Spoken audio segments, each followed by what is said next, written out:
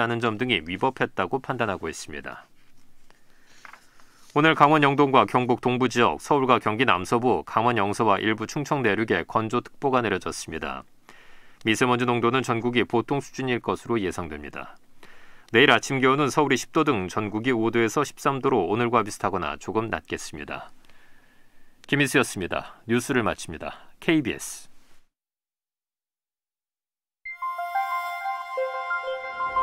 대한민국 중심 채널 KBS 1라디오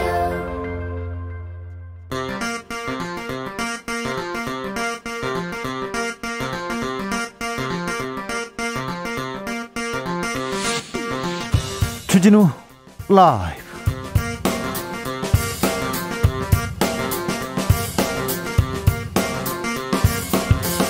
(2021년 4월 1일) 목요일입니다. 안녕하십니까, 주진우입니다. 가슴 아픈 기억이 소환됐습니다. 2009년 용산 참사. 오세훈 후보는 용산 참사는 임차인들의 폭력적 저항 때문에 발생했다고 했습니다. 여당은 소름 끼친다, 참으로 끔찍하다고 했고, 유가족은 후보직 사퇴를 요구했습니다. 발언 후폭풍 거세지자 오 후보는 언론 탓이다, 언론이 일부만 보도해서 자신의 뜻이 왜곡됐다고 했는데요. 관련해서 용산 참사 진상규명 오 후보 측의 입장 차례로 들어보겠습니다. 재보궐선거 이제 엿새 앞으로 다가왔습니다. 내일 모레 이틀 동안은 사전투표 실시됩니다. 오늘부터 여론조사 결과를 밝힐 수 없는데요. 앞으로 암흑의 6일, 민심의 향방은 어디로 향할까요?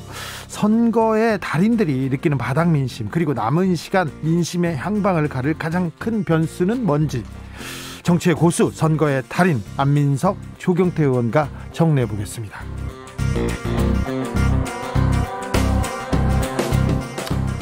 일본이 또 독도가 일본 땅이라는 억지 주장을 내놨습니다. 일본 고등학교 교과서에 독도는 일본의 고유 영토라고 썼는데요.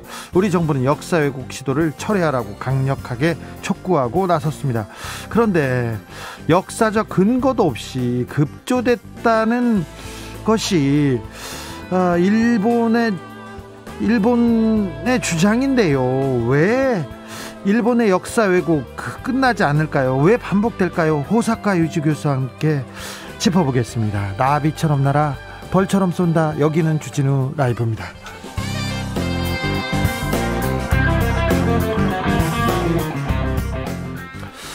오늘도 자중자애, 겸손하고 진정성 있게 여러분과 함께 하겠습니다. 일본의 역사 왜곡 시도, 역사적인 근거가 빈약하고 급조됐다는 게 역사적으로 드러났는데 계속 그러는 이유가 뭘까요? 4월 1일부터 굉장히 일본 때문에 좀 무겁게 시작합니다. 꽃들이 만발하는 아름다운 생명의 계절, 4월은 잔인한 달. 미국 시인 토머스 엘리엇이 4월은 잔인한 달이라고 했는데, 4월 어떻게 생각하세요, 여러분은? 4월에 힘든 일이 많았던 것 같습니다. 4월만 되면 또 세월호도 생각나고요. 여러분은 이 4월 어떤 계획 갖고 있는지 좀 알려주십시오. 4월 어떻게 특별하게 꾸밀 건지도 들려주시고요. 4월의 첫날 만우절입니다. 요즘은 뭐 만우절이라고 장난치거나 하얀 거짓말 하는 분들 없는데요. 오늘 옆 사람을 기분 좋게 만든 하얀 거짓말, 가족, 사랑하는 사람을 기분 좋게 만든 하얀 거짓말이 있으면 저희한테 고백해 주십시오. 좀 알려주십시오. 샵 9730, 짧은 문자 50원, 긴 문자 100원입니다. 콩으로 보내시면 무료입니다. 그럼 주진우 라이브 시작하겠습니다.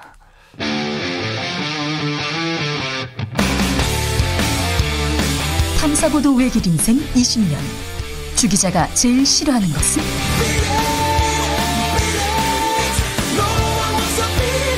이 세상에서 비리와 부리가 사라지는 그날까지, 오늘도 흔들림 없이 주진우 라이브와 함께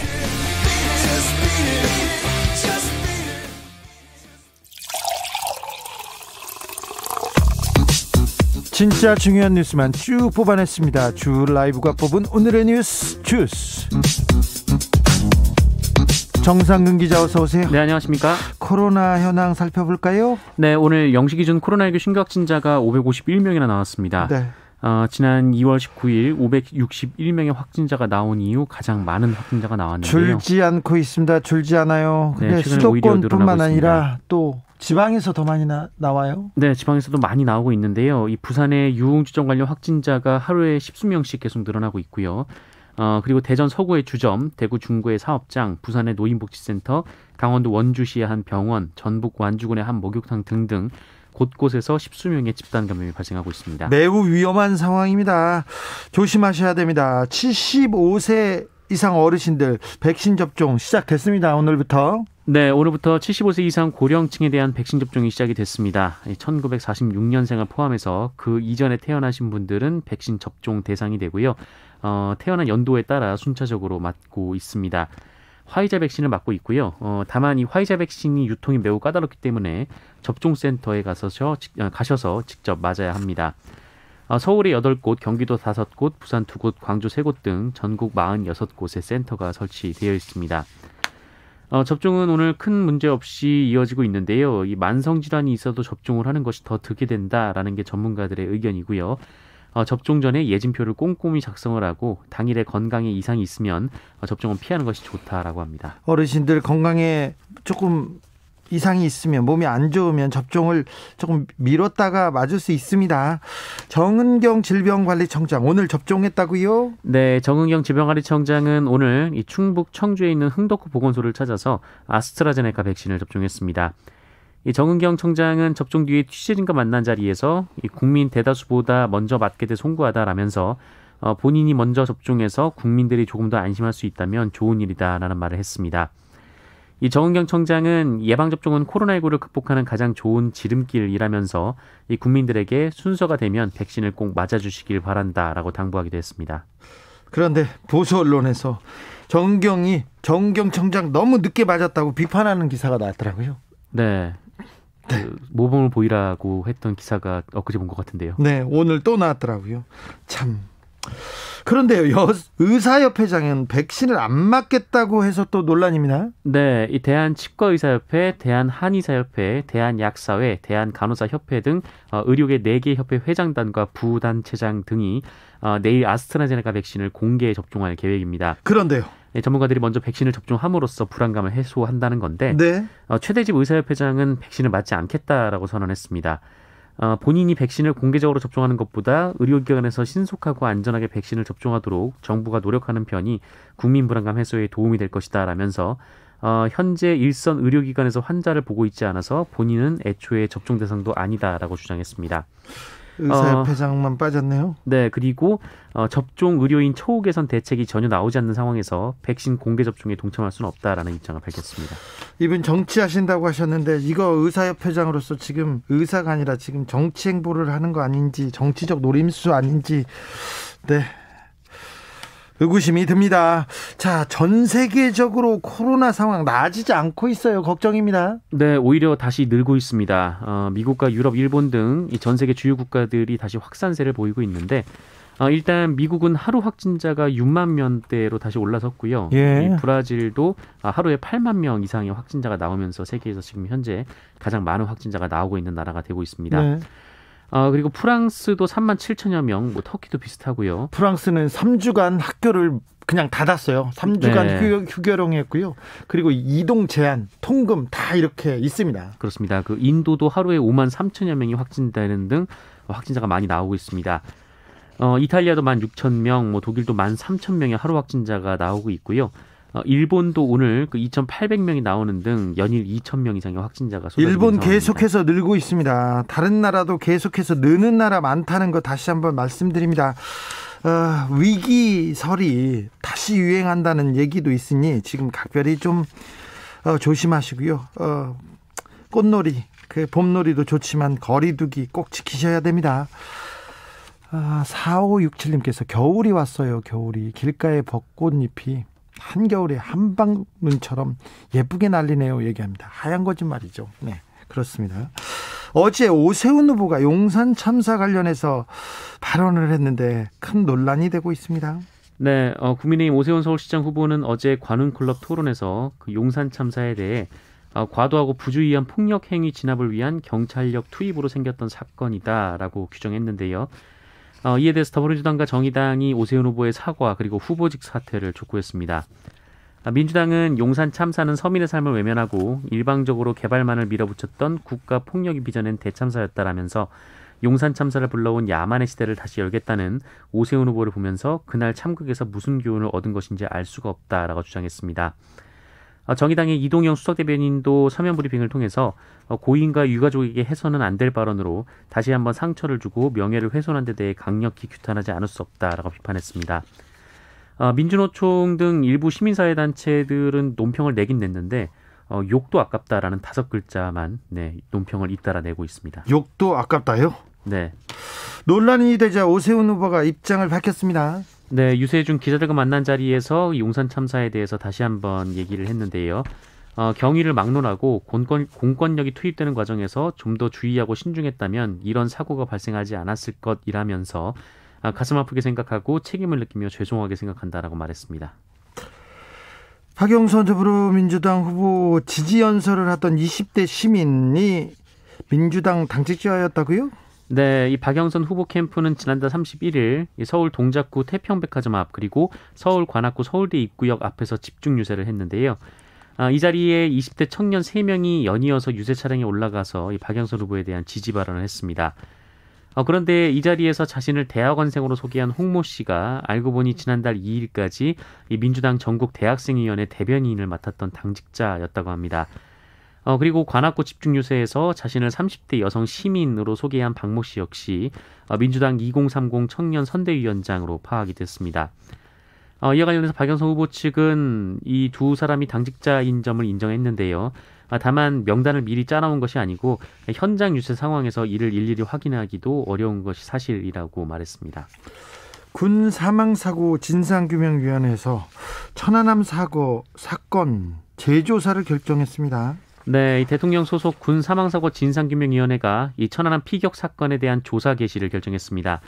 진상규명위원회는 천안함 폭침에 대해 의문을 제기해왔던 전 천안함 민관합동조사단 신상철 조사위원이 진정을 냈다라면서 사전조사를 거쳐서 이미 지난해 12월 14일 조사 개시를 결정했다라고 밝혔습니다. 위원회는 이 진정을 접수한 이상 관련 법령에 따라 그 조사 개시를 결정할 수밖에 없는 구조라고 했고요. 다만 유가족이 조사를 원하지 않는 경우 위원회는 종료 결정을 하면 된다라고 말했습니다. 김명수 대법원장이 새로운 대법관 후보로 천대엽 판사를 추천했습니다. 네, 이 박상옥 대법관이 오는 5월에 퇴임하는데요. 네. 그 후임 대법관 후보로 천대엽 서울고등법원 수석부장판사가 최종 선정이 됐습니다. 예. 김명수 대법원장이 문재인 대통령에게 임명을 제청했다라고 하는데요. 문재인 대통령이 제청을 받아들이면 이 천대엽 후보자의 인사청문회 등 국회 인준 절차가 시작됩니다. 대법원은 천대엽 후보자에 대해서 사법 독립, 기본권 보장, 사회적 약자 보호에 대한 확고한 신념 등 이 대법관으로서 기본적 자질을 갖췄다고 평가했고요. 천 판사는 재산이 적은 걸로 유명했습니다. 네, 재산이 2억 7,300만 원인데 이 공개 대상 고위법관 144명 중에 가장 적었습니다. 박상욱 대법관은 검사 출신이었어요. 그래서 근데 이번에도 검사 출신은 대법관에 오르지 못했습니다. 네, 13명 모두 비검찰 출신으로 채워지게 됐습니다. 네. 청학동에서 무슨 일이 있었던 거죠? 청학동 서당 사건 점입 가경입니다. 네, 이 청학동 서당 사건과 관련해서 이 피해자들의 언론 인터뷰가 나오고 있는데요. 학폭을 넘어서 청학동 서당도 학생들에게 폭력을 가했다라는 주장이 제기됐습니다. 이 제보자들은 학생들끼리의 폭력보다 이 서당 원장의 폭행과 갑질이 훨씬 더 심각했고 아이들이 마치 노예처럼 살았다 이렇게 주장을 했는데요. 이 서당의 원장이라는 사람이 아이들을 대든다거나 말이 안 통한다거나 일을 하라며 때렸다고 하고요. 여학생 기숙사를 짓는다면서 아침부터 저녁까지 공사장에서 벽돌과 시멘트를 나르게 했다고 합니다. 또 하수도가 막히면 학생들이 직접 땅을 파서 뚫어야 했다라고 그런 증언도 나왔습니다.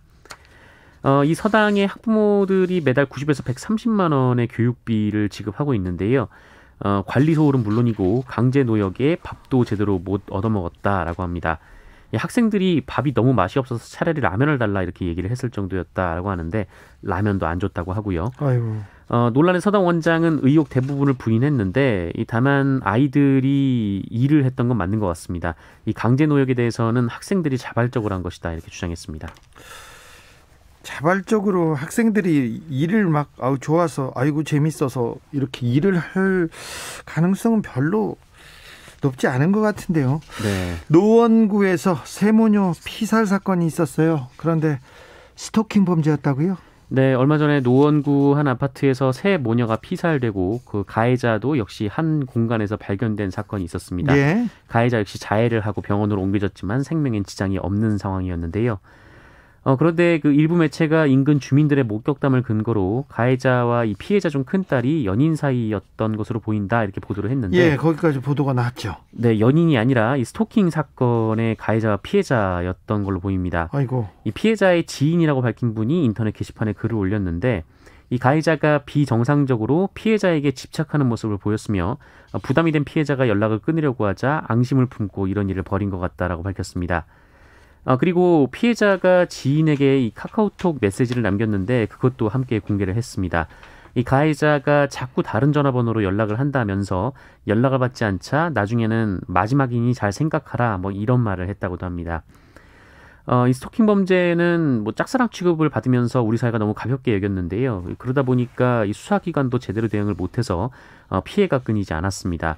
최근에도 한 20대 사회복무요원이 스토킹하던 여성의 어머니를 살해하려다가 경찰에 붙잡히는 일이 있었는데 언론 보도에 따르면 스토킹을 당한 피해자가 이미 28번이나 경찰에 신고를 했지만 별 도움을 받지 못했다고 합니다. 얼마 전에 스토킹 방지법 관련 법안이 통과됐어요. 네, 5년 이하의 징역에 처한다라는 법 개정이 이루어졌는데요. 하지만 좀 인식 개선이 함께 필요하다. 그렇죠. 네, 라는 지적도 나오고 우리 있고요. 사회의 인식을 바꿔야 됩니다. 그래야 이 스토킹 범죄 줄일 수 있습니다. 네, 그리고 이 피의자의 신상을 공개하라라는 청와대 국민청원이 올라와서 20만 명이 넘게 서명을 한 상황입니다.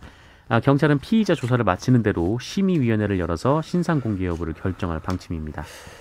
을왕리 음주운전 사고 차량을 몰다 사람을 친 운전자 징역 5년 선고받았습니다. 네, 이 치킨 배달을 하던 가장을 치어서 숨지게 해서 많은 분들이 마음 아파했던 뉴스였는데요.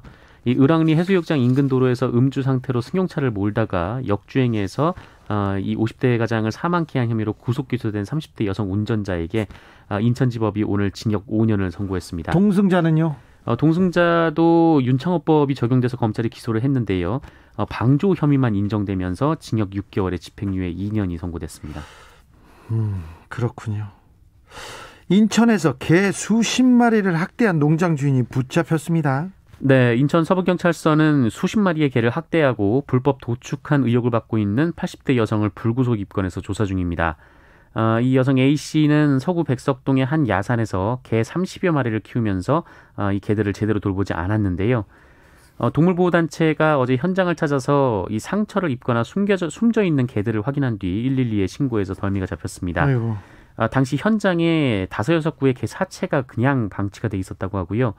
곳곳에 병들거나 다친 개 수십 마리가 남아 있었다라고 합니다. 그리고 개의 훼손된 사체 그리고 토치 등이 발견돼서 허가 없이 이 개를 도축한 정황도 나왔다고 합니다. 이 A씨는 경찰에서 다친 개를 데려다 키웠고 학대는 하지 않았다며 혐의를 부인했는데요. 인천 서구는 개들을 포악해서 임시보호 조치를 하는 한편 이 시설에 대한 행정조치 여부를 검토할 예정입니다.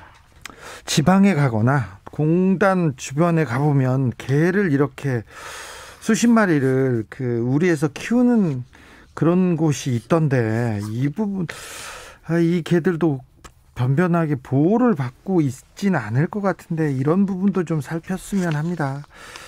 아무튼 수십 마리를 학대한 농장 주인이 붙잡혔습니다. 사법 처리, 행정 조치 당할 수 있으니 이런 부분에 대해서도 좀 우리가 관심을 가져야 되겠습니다. 주스 정상근 기자 함께했습니다. 감사합니다. 고맙습니다. 3012님께서 만우절이라고 문자를 보내셨습니다. 인터넷 오늘 처음 개통해서 주진우 라이브 태어나서 처음 들어요. 는 뻥이고요. 작년 비데이부터 지금까지 잘 듣고 있습니다. 제 오후 시간을 책임져주는 아름다운 방송.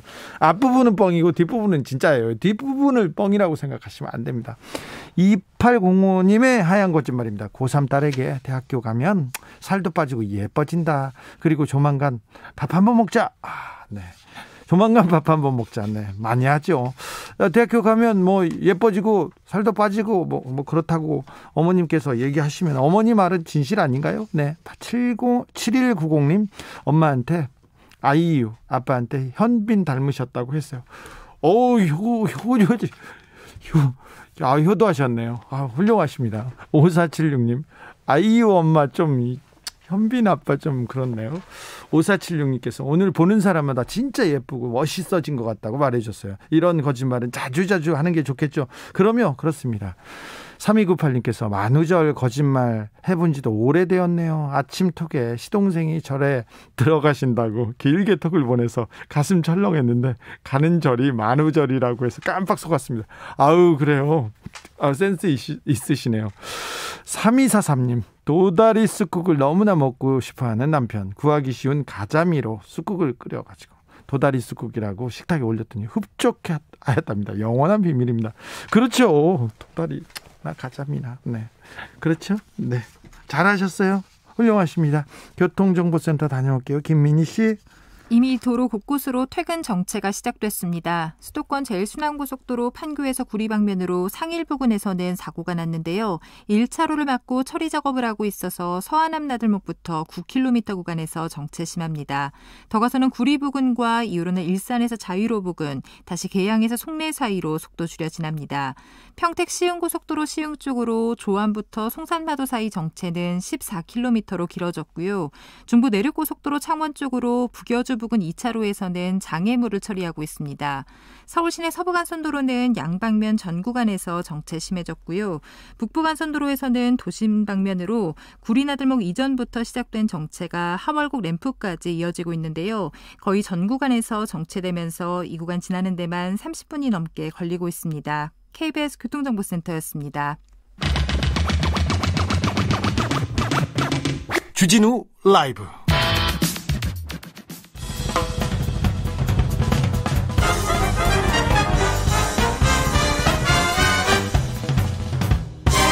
훅 인터뷰. 모두를 위한, 모두를 향한 모두의 궁금증 훅 인터뷰. 또 일본이 억지 주장을 하고 있습니다. 독도는 일본 땅이다. 일본 사회교과서에 이렇게 아예 적고 학생들한테 가르치겠다고 하는 건데요.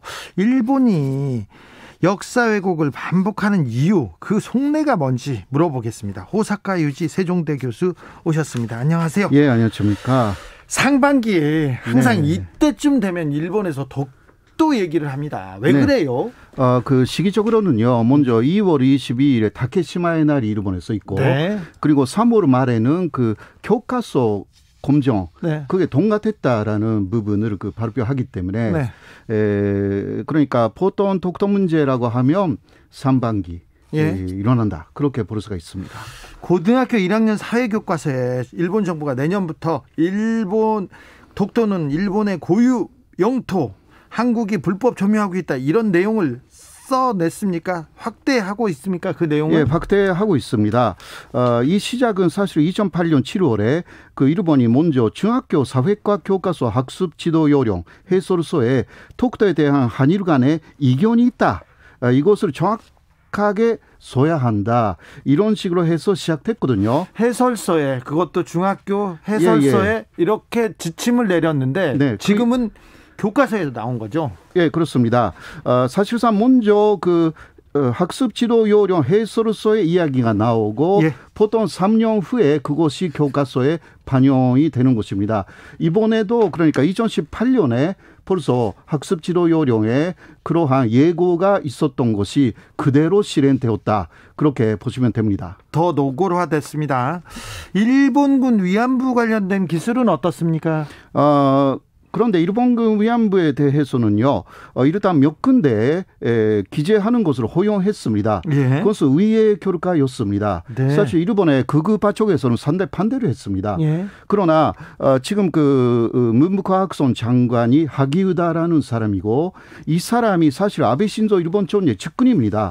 그러니까 극우인데도 위안부 문제 기술은 조금 남겨놨습니다. 그거는 현재 일본이 뭐 레미지오 교수의 문제도 있고 해서 세계적으로 위안부 문제를 많이 치르다받고 있기 때문에 어느 정도 일본도 위안부 문제에 대해서 생각하고 있다라는 것으로 보여주기 위한 하나의 제스처가 아닌가 그렇게 해석할 수가 있고요.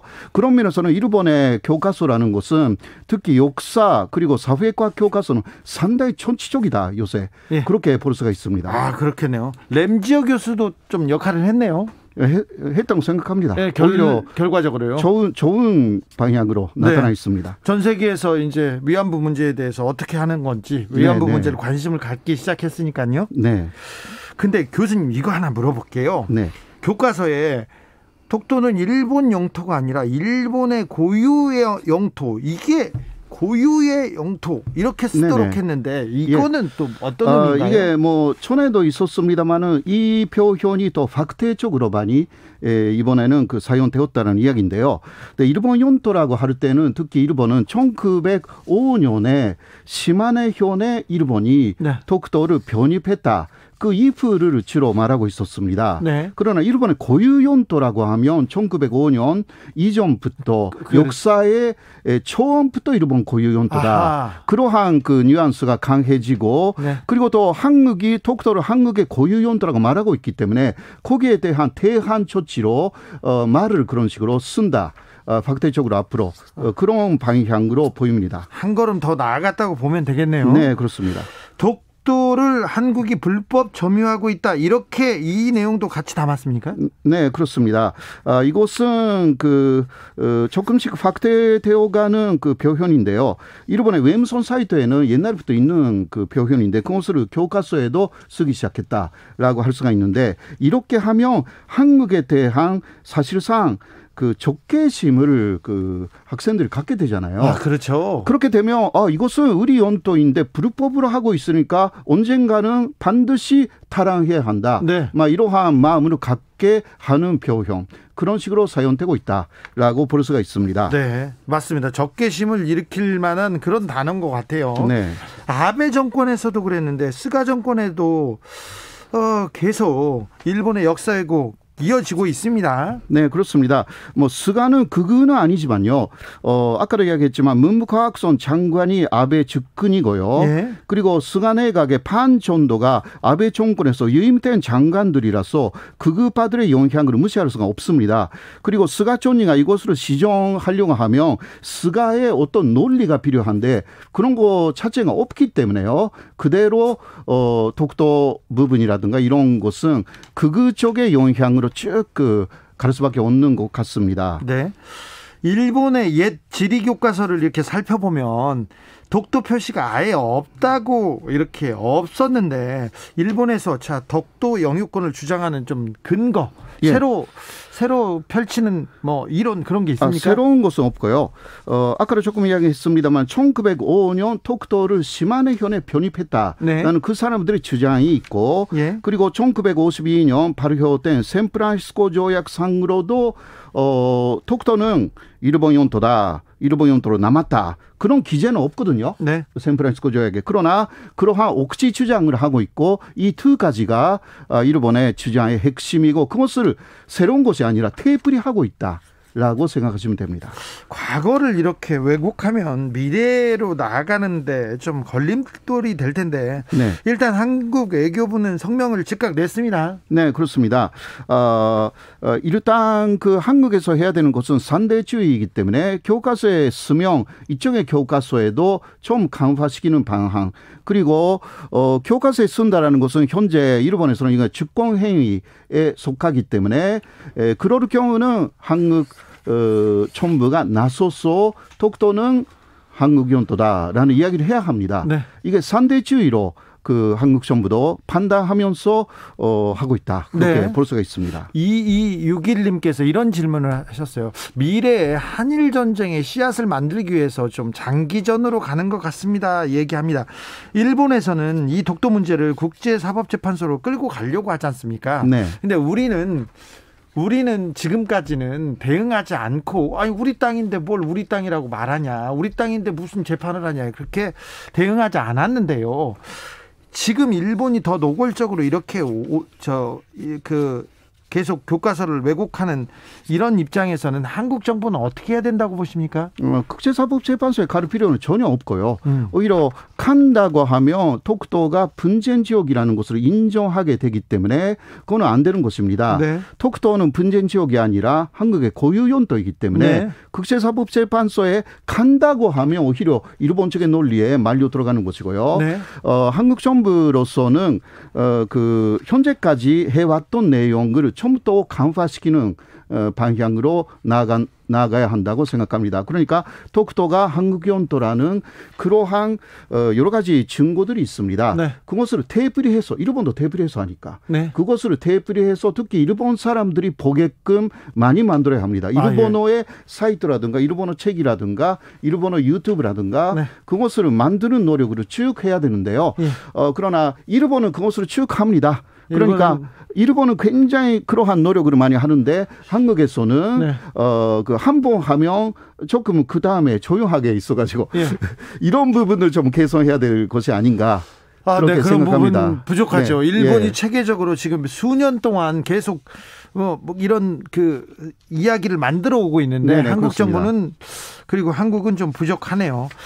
그런데요, 스가 정권에서 네. 왜 한국하고 일본의 외교 왜 지금 진전이 없는 걸까요? 지금 그 물밑에서는요. 네. 사실 한일 간에 씨름 대화가 시작됐다라는 뉴스가 오늘 나왔습니다. 네. 그러니까 독도 문제는 그런 식으로 그 예전대로 하면서도 그 스가 정권도 한일 관계 개선하고 싶다라는 게 좀 있습니다. 네. 그래서 사안마다 대응한다라는 게 일본의 전통적인 수법이기 때문에요. 네. 그 우리도 사안마다 대응하면서 그러나 크게는 한일 관계 개선이라는 그러한 뭐 투트랙이죠. 이것은 네. 투트랙 전략으로 쭉 나가야 한다. 그렇게 생각합니다. 사안마다 이렇게 대응하는 게 일본의 수법입니까? 수법입니다.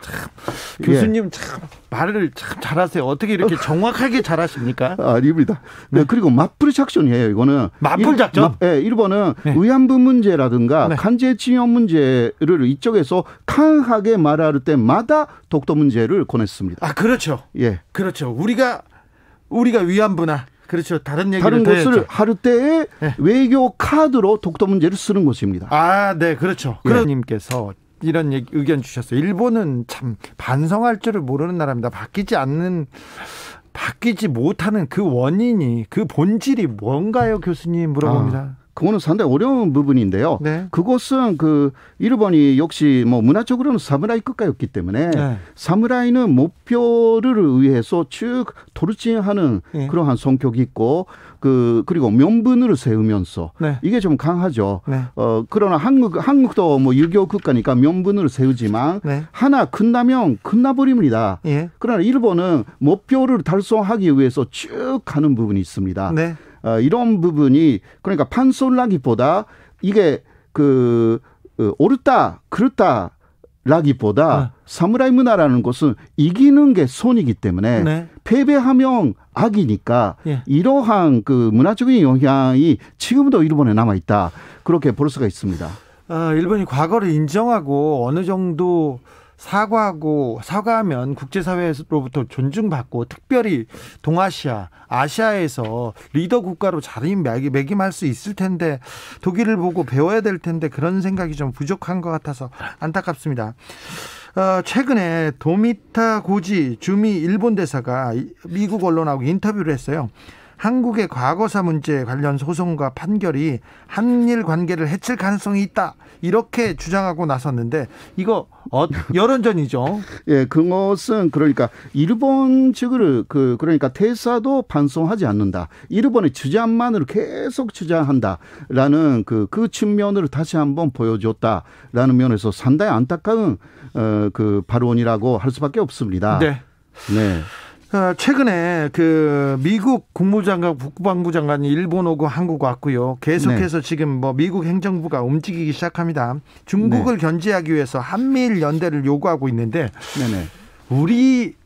우리는 어떻게 해야 될까요? 어떤 게 슬기로운 방법일까요, 교수님? 역시 미국하고는 동맹 관계이기 때문에요. 네. 그것을 캐기는 어렵고 네. 그렇기 때문에 한미일 관계라는 것은 절대 뭐 일단 미국 쪽에 이야기에 어느 정도는 달아가야 하지만 그러나 중국하고 미국 사이에서 균형을 잡아야 합니다. 네. 그렇지 않으면 오바마 시대처럼 사드 문제 같은 것이 일어납니다. 네. 그러니까 중국을 설득하면서 미국도 설득할 수 있는 역시 한미동맹 속에 있지만 네. 그러한 설득 외교라는 것을 좀 강화해야 되는 거죠. 네. 네.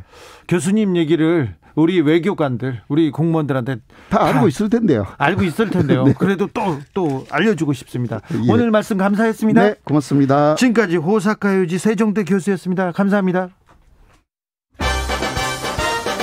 나비처럼 날아 벌처럼 쏜다. 주진우 라이브.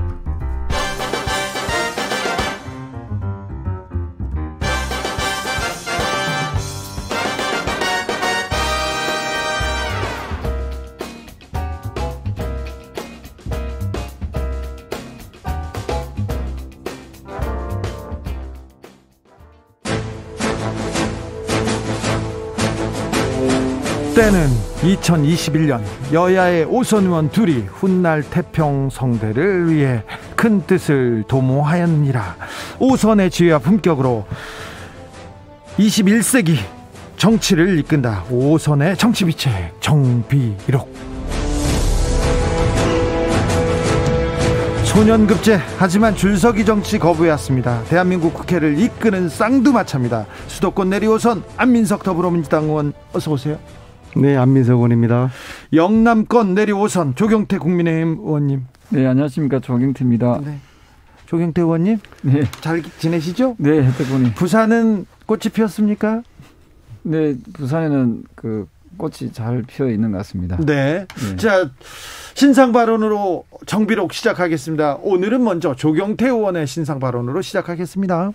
네, 날씨가 이제 점차 4월에 접어드니까 좀 기온이 좀 올라가고 네. 또 이제 꽃들도 많이 활짝 피어나고 있는 것 같습니다. 이럴 때일수록 이제 국민의힘에서는 우리 국민들께 그 희망을 줄 수 있는 그런 메시지들을 많이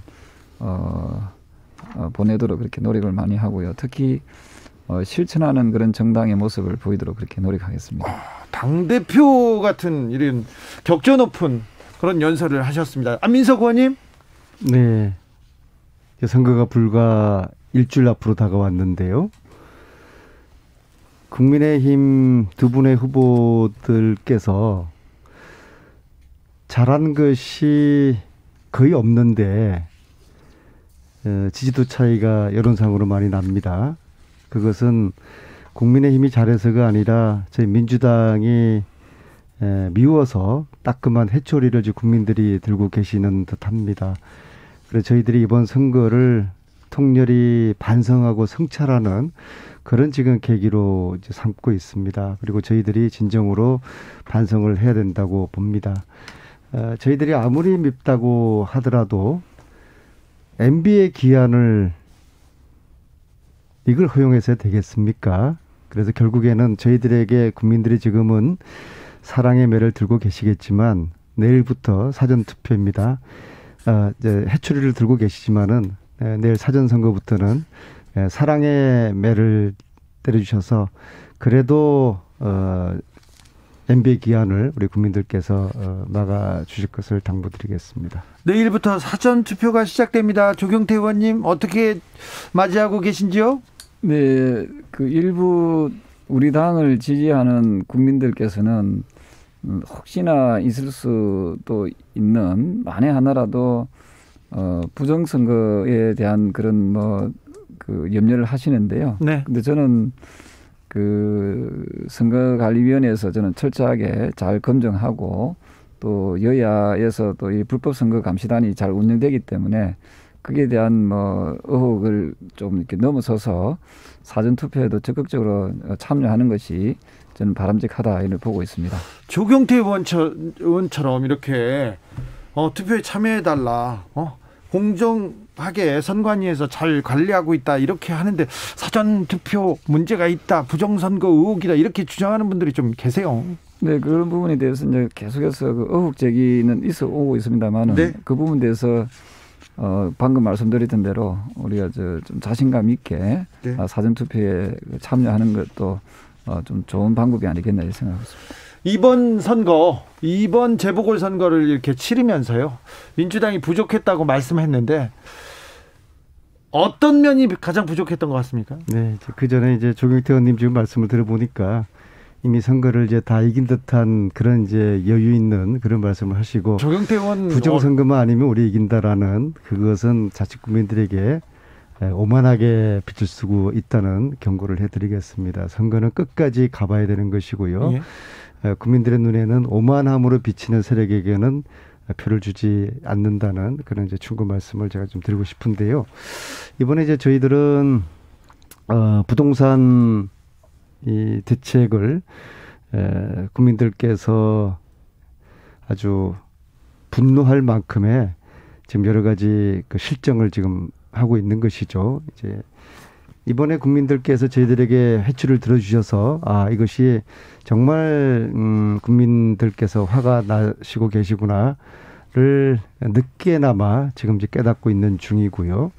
그리고 LH 사태를 왜 그 미연에 우리가 막지를 못했을까라는 거에 대한 저희들의 스스로에 대한 이제 질책도 지금 이제 하고 있습니다. 그래서 이번 선거를 통해서 문재인 정부와 저희 더불어민주당이 지난 4년 동안 해왔던 것에 대한 성찰과 반성의 그런 이제 계기로 삼으려고 하고요. 그러나 저희들이 더 신발끈을 메고 정신을 바짝 차리는 그런 기회를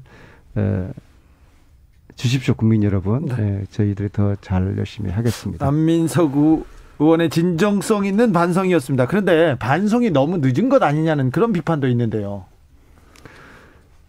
만시지탄이라고 그러지 않습니까? 늦었지만 지금이라도 저희들이 다시 정신을 바짝 차리도록 하겠습니다. 조경태 의원님, 이번 뭐 선거 때쯤 돼가지고 분리할 때쯤 돼서 반성하는 것은 별 의미가 없습니다. 저는 국민들께서는, 특히 서울 시민들과 부산 시민들께서는 이미 이번에 문재인 정권의 무능함과 또 LH와 같은 그 부동산 투기에 대한 그 아주 분노가 표심으로 저는 작용할 것이라고 보고 있고요.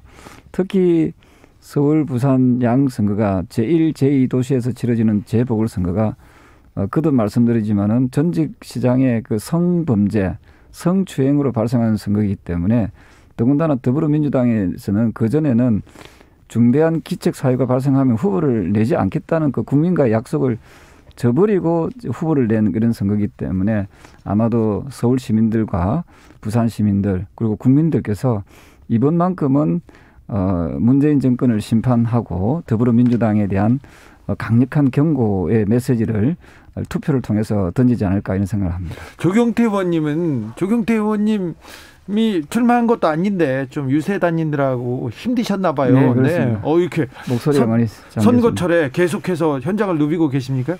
네, 지금 뭐 유세도 계속 하고 하다 보니까 목소리가 약간 다소 좀 거칠어져 버렸습니다.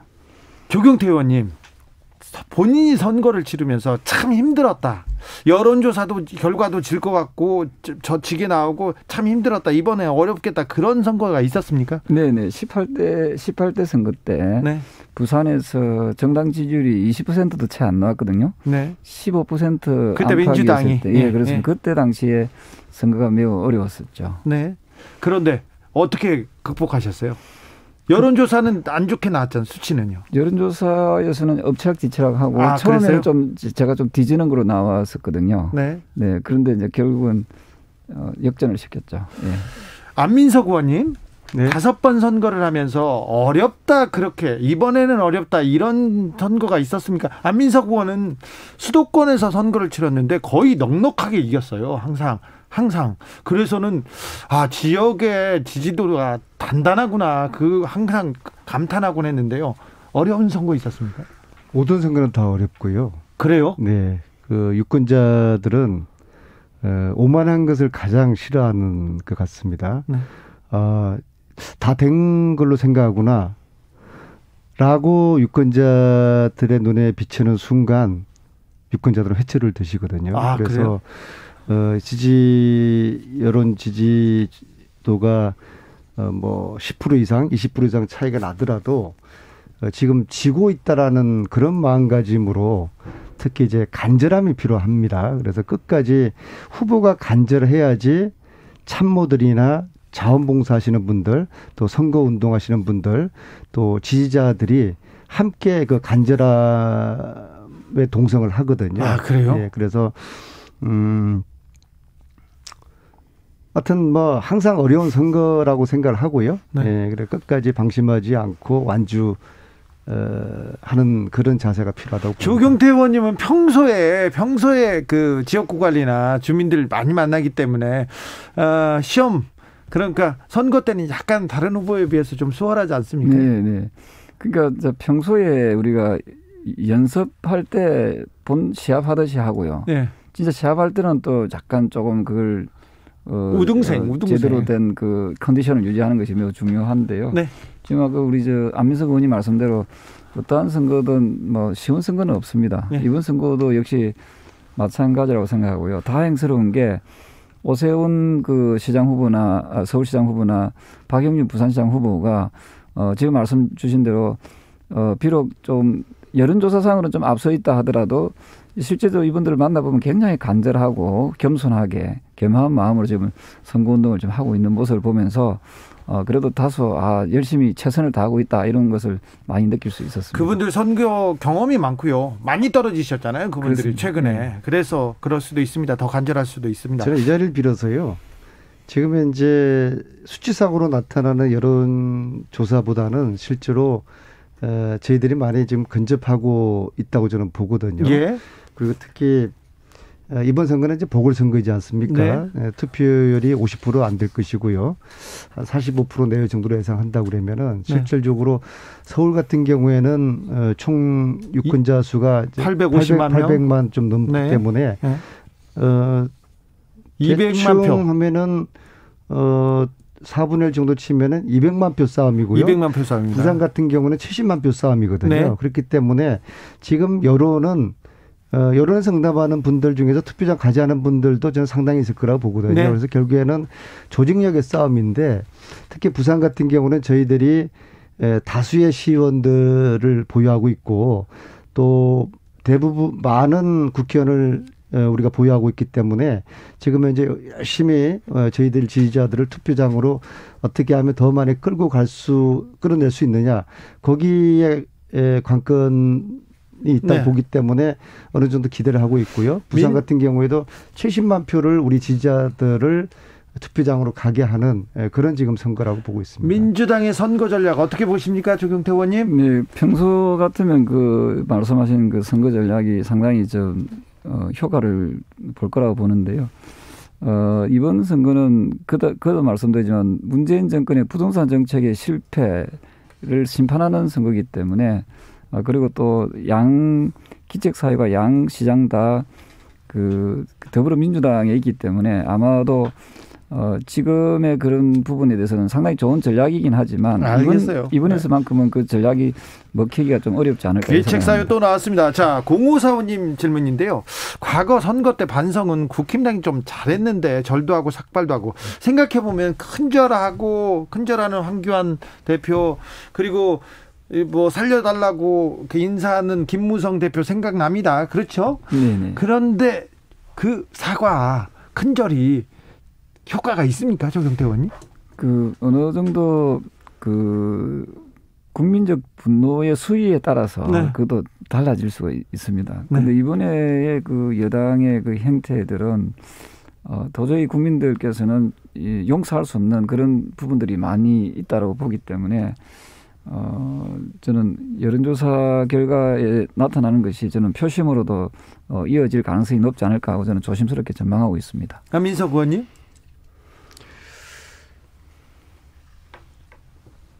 제가 조경태 의원님 말씀에 반박하고 싶지는 않은데요. 예?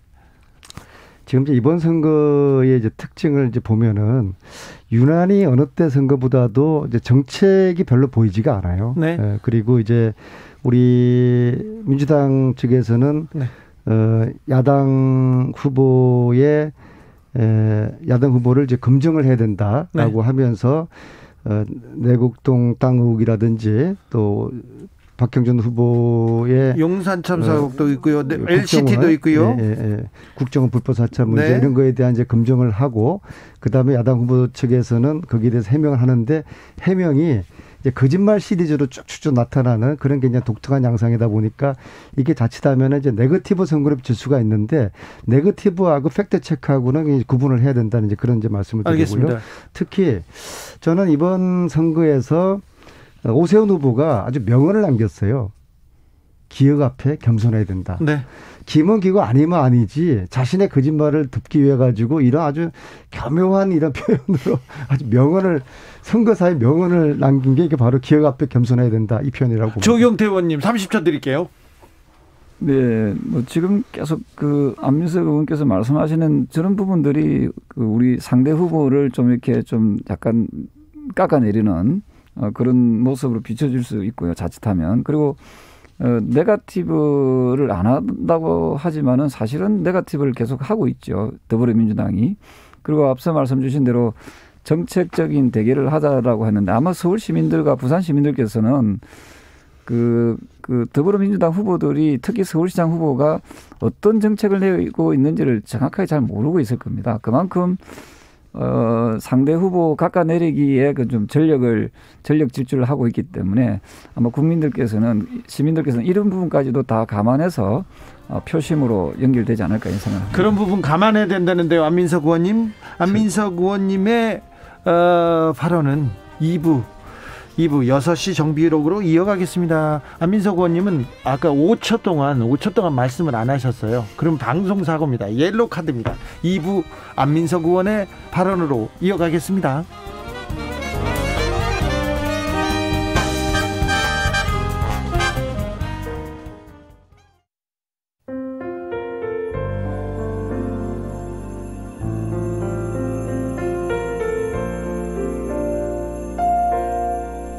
KBS 라디오 연중기획 희망충전 대한민국 423번째 이야기.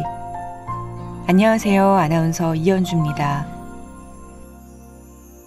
13살 동은이에게 작년 한 해는 유난히 힘들었던 해로 기억됩니다. 코로나19로 아빠가 일자리를 잃고 말았고 부쩍 다툼이 늘어난 부모님은 이혼을 하셨습니다. 그렇게 집을 나간 엄마가 그리워질 때쯤 동은이에겐 또 한 번의 충격이 찾아왔습니다. 극단적인 선택을 시도하는 아빠를 직접 목격했던 동은이. 다행히 아빠는 목숨을 건졌지만 동은이는 여전히 두려움에 떨고 있습니다. 아파서 누워있는 아빠와 ADHD 진단을 받은 동생을 지켜주고 싶지만 아직 어린 동은이가 이 모든 걸 감당하기엔 너무 벅찹니다. 동은이가 모든 시름을 내려놓고 가족들과 행복한 꿈을 꾸며 살아갈 수 있도록 여러분의 따스한 응원이 필요합니다. 코로나19 여파로 사례자와 취재팀의 안전을 위해 사연으로 대신 전달합니다. 여러분의 따뜻한 손길이 희망의 빛이 됩니다. ARS 060-700-1580 060-700-1580 한 통화 3,000원으로 희망을 선물해주세요. KBS 라디오 연중기획 희망충전 대한민국은 초록우산 어린이재단, 인탑스 주식회사 그리고 청취자 여러분과 함께합니다. ARS 060-700-1580 한 통화 3,000원입니다.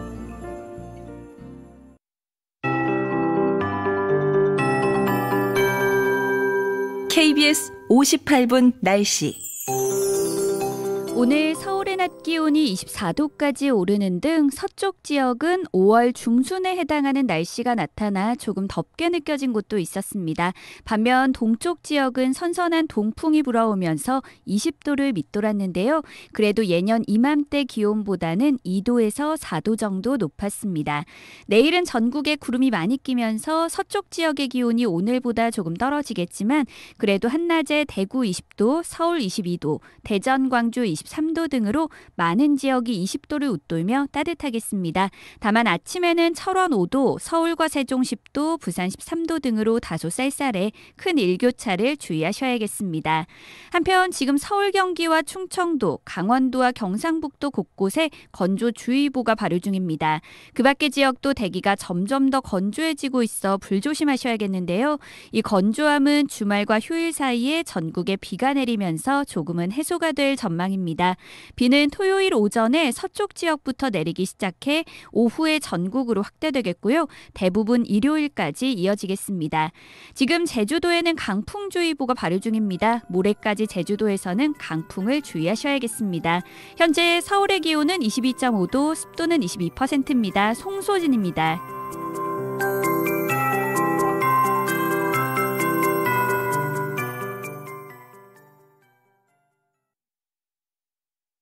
정성을 다하는 국민의 방송 KBS가 6시를 알려드립니다.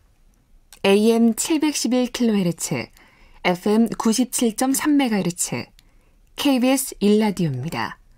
HLKA.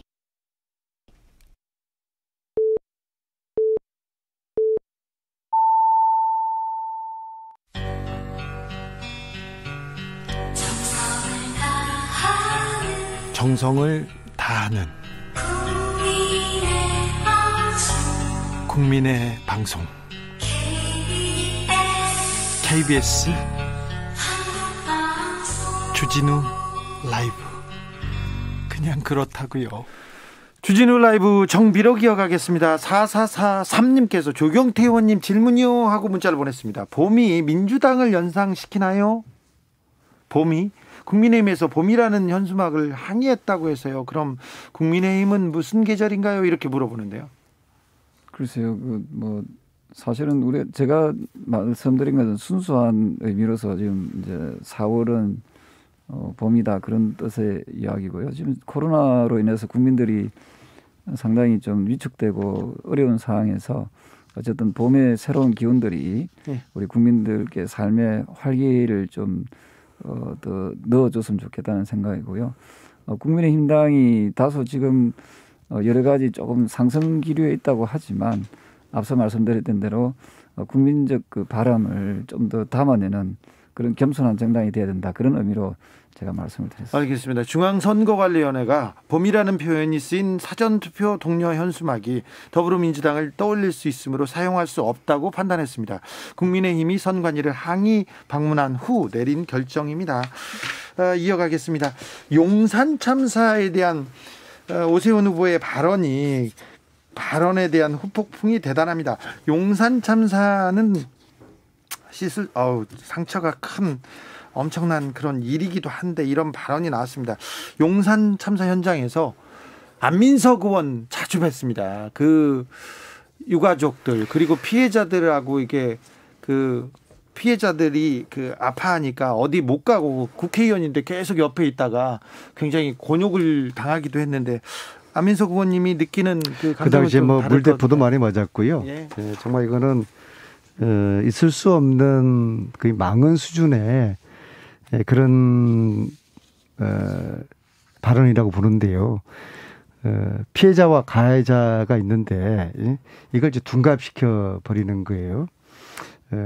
여기 대해서 저는 오세훈 후보께서 또다시 이전처럼 변명으로 이걸 덮지 말고 정중하게 사과를 해야 될 문제라고 생각을 합니다. 네. 자꾸 저는 오세훈 후보를 보면서 MB하고 겹쳐지는 그런 그 부분이 많아요. 네. MB가 BBK 거짓말을 하고서도 다스에 대한 거짓말을 하고서도 정말 뻔뻔하게 그걸 갖다 마치 진실인 양 이야기를 해왔지 않습니까?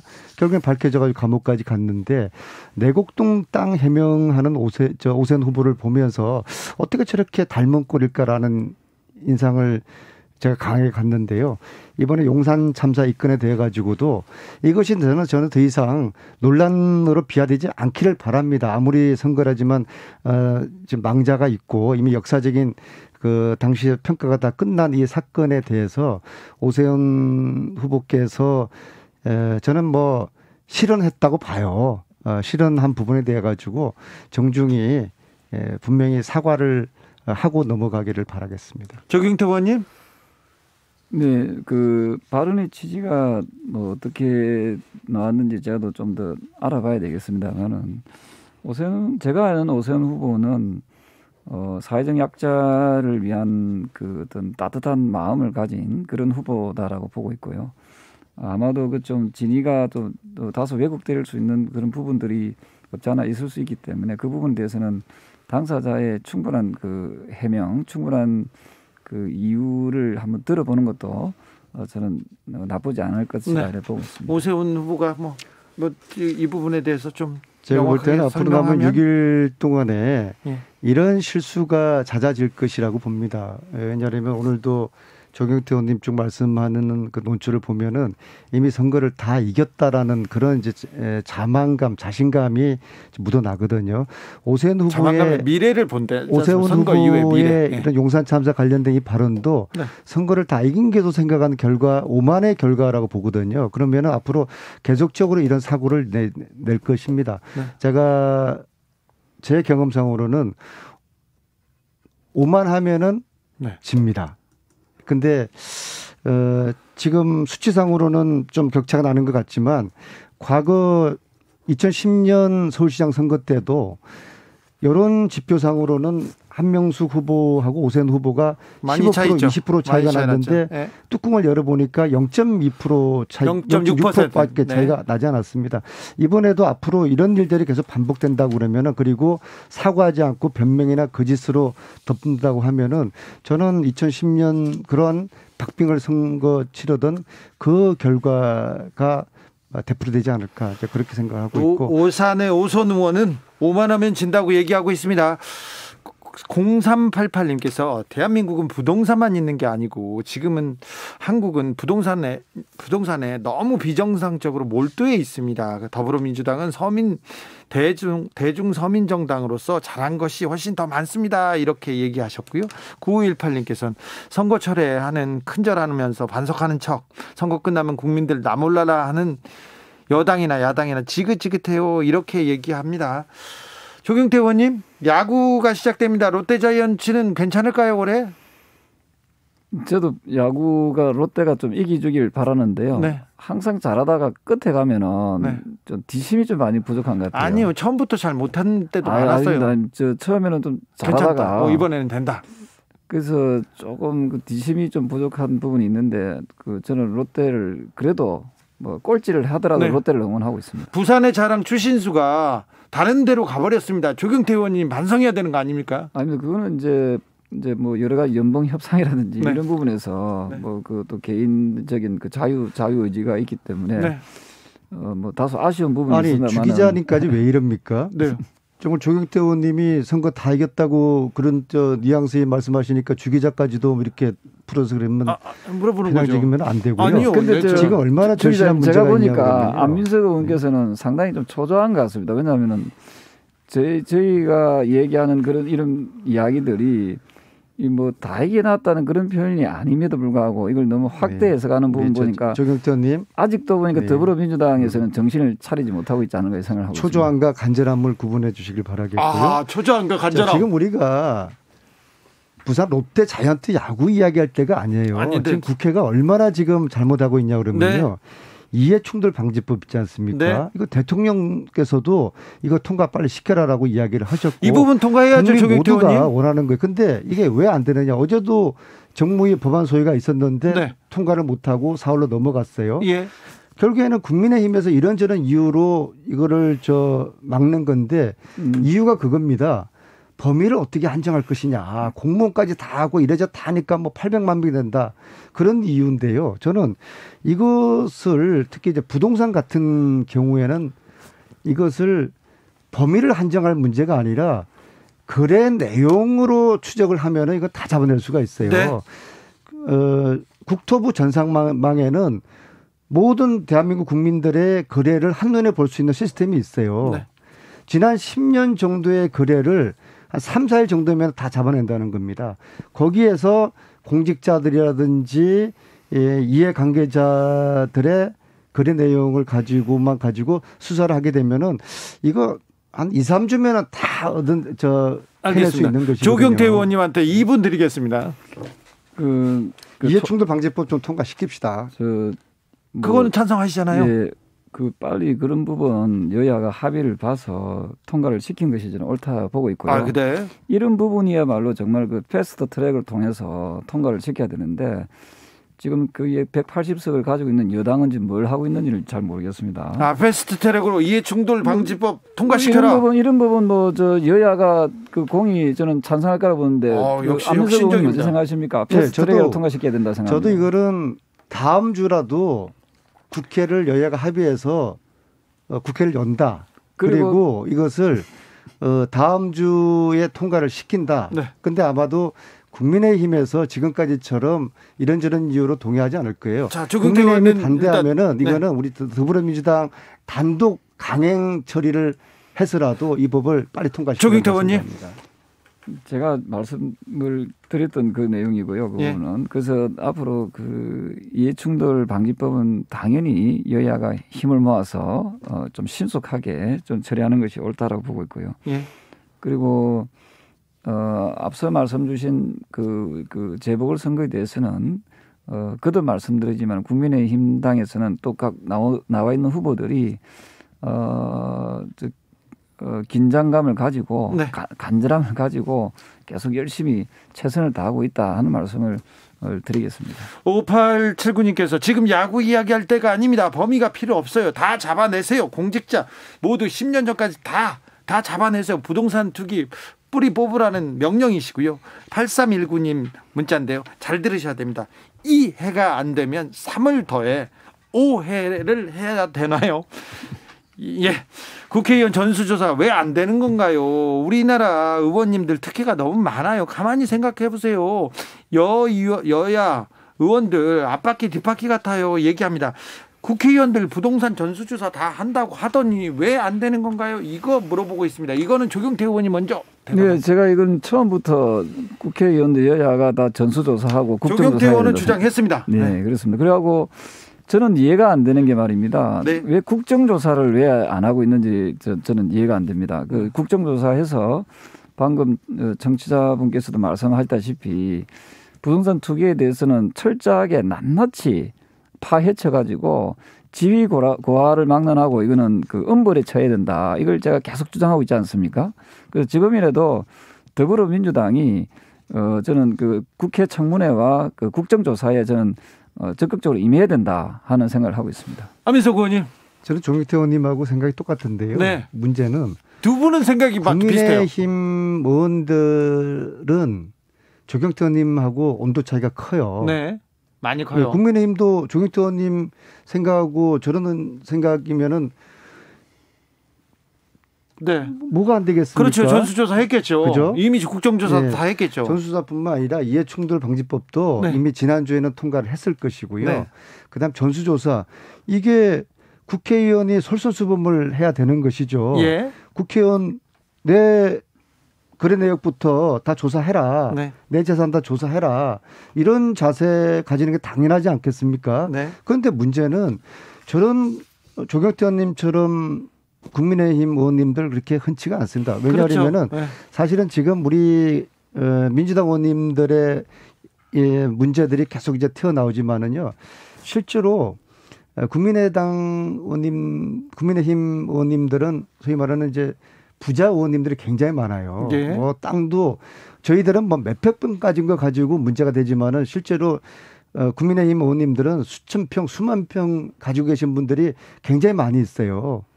그러니까 이런 분들이 결사 반대하는 것이죠. 이런저런 이유를 대면서요. 그래서 저는 부디 국민의힘 의원님들도 조경태 의원님처럼 생각을 했으면 좋겠고 조경태 의원님이 좀 내부를 잘 설득을 하셔요. 여기만 나와가지고만 말씀하시지 마시고요. 제가 좀 드리고 싶은 말, 오해를 좀 가지고 있어서 같아서 제가 드립니다만 최근에 강명시형의 LH 투기 사건에 보면은 대체적으로 다 여당 더불어민주당이 다 걸려 있습니다. 자꾸만 우리 국민의힘에서 많이 걸려 있는 것처럼 이렇게 청취자 여러분들은 오해를 사게 만드는데요. 걸렸다고 안 하고 땅이 많다고 했습니다. 아니 그래서 어쨌든 간에 제가 드리고 싶은 말씀은 이번에 그 부동산에 대한 그 투기에 대한 분노는 그 본질은 그 강명시형의 LH 투기 사건입니다. 이것을 잊어서는 안 된다는 거죠. 그래서 우리가 자꾸 본말을 갖다 전도하는 그런 모습들은 바람직한 모습은 책임을 전가하는 모습으로 비춰질 수 있기 때문에 이번에 강명시형의 투기 사건은요 철저하게 조사해야 되고 저는 거듭 얘기했지만은 강명시형의 신도시 3기 신도시 이 계획은 저는 철회해야 된다고 저는 계속 주장하고 있는 거 아닙니까? 누군가는 이 부분에 대해서 불로소득을 분명히 저는 누릴 것이고 또 이 정부 여당 특히 문재인 정부가 이거 철저하게 파헤친다 하지만 저는 그렇게까지 하기 어려울 것이다 이렇게 보고 있기 때문에 오늘 두 가지 합의된 신도시 3기 신도시의 부분은 저는 그 우리 여당의 그 안민석 의원께서도 이거는 전격적으로 철회하자라고 저는 주장하는 것이 좋다 이렇게 생각합니다. 자, 합의문 발표하겠습니다. 두 가지 저 의견이 정리가 된 것 같아요. 첫째는 이해충돌 방지법을 신속히 통과시키자. 이거 이제 정의도님하고 저하고 생각이 똑같고요. 두 번째는 부동산 전수조사. 여야 상관없이 이거 실시하자. 그 두 가지거든요. 근데 조경태 의원님은 이렇게 개혁적인 얘기도 하고요. 바른 소리 하는데 당에 가면 국민의힘에서는 이거 좀 범위가 또 기간이 뭐 이런 얘기를 하시더라고요. 글쎄요, 제가 당대표가 만약에 된다면요. 이거는 전격적으로 저는 제가 앞장서겠습니다. 이 부분은요. 조경태 의원님이 당대표로 당을 끌고 가야 되는데. 맞아요. 되신다고 하면은 이미 이제 한 2달 이상이 걸려버릴 텐데요. 2달이 아니라 2주 내에 이 두 가지 문제는 국회가 처리를 해야죠. 조경태 의원님 되면 2주가 아니라 이틀 만에 할 거 아니에요. 문재인 대통령은 지금 작년 1월 7일 신년사에 뭐라고 이야기했습니까? 부동산 투기와의 전쟁을 선포했습니다. 그 1년 동안 뭐 했습니까? 그래서 저는 이런 부분에 대해서 여당도 너무 그 정부를 감싸기만 하려고 하지 말고요. 여당도 정부가 잘못 가고 있으면은 저는 회초리를 저는 드려야 된다 이런 입장입니다. 그 회초리 저희들이 이제 뭐 혹독하게 이제 국민들한테 맞고 있고요. 그래서 이제 우리가 이런저런 이야기보다는 지금 오늘 정리된 두 가지 이것은 되도록 각자가 당 내부를 설득을 하는 그런 노력을 하기를 바라겠습니다. 국회의원 전수조사 그리고 이해충돌 방지법 어떻게 되는지 한 가지 빠뜨리는 게 있습니다. 뭐냐면 그 답을 안 주셨는데요. 국정조사도 해야죠. 국정조사를 해서 자 어떻게 되는지 더 진실 규명을 철저하게 저는 밝혀내야 된다 이런 입장입니다. 두 오선 의원들이 적극적으로 지금 부르짖고 있습니다. 국회는 어떻게 응답하는지 한번 지켜보시죠. 정비록 마무리하겠습니다. 더불어민주당 안민석 의원, 국민의힘 조경태 의원 감사합니다. 조경태, 안민석 감사합니다. 감사합니다.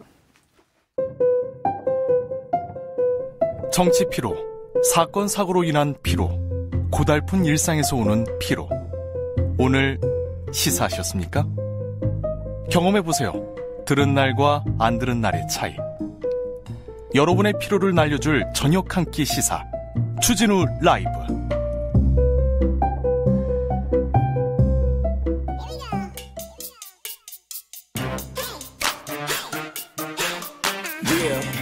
뉴스를 향한 진지한 고민, 기자들의 수다.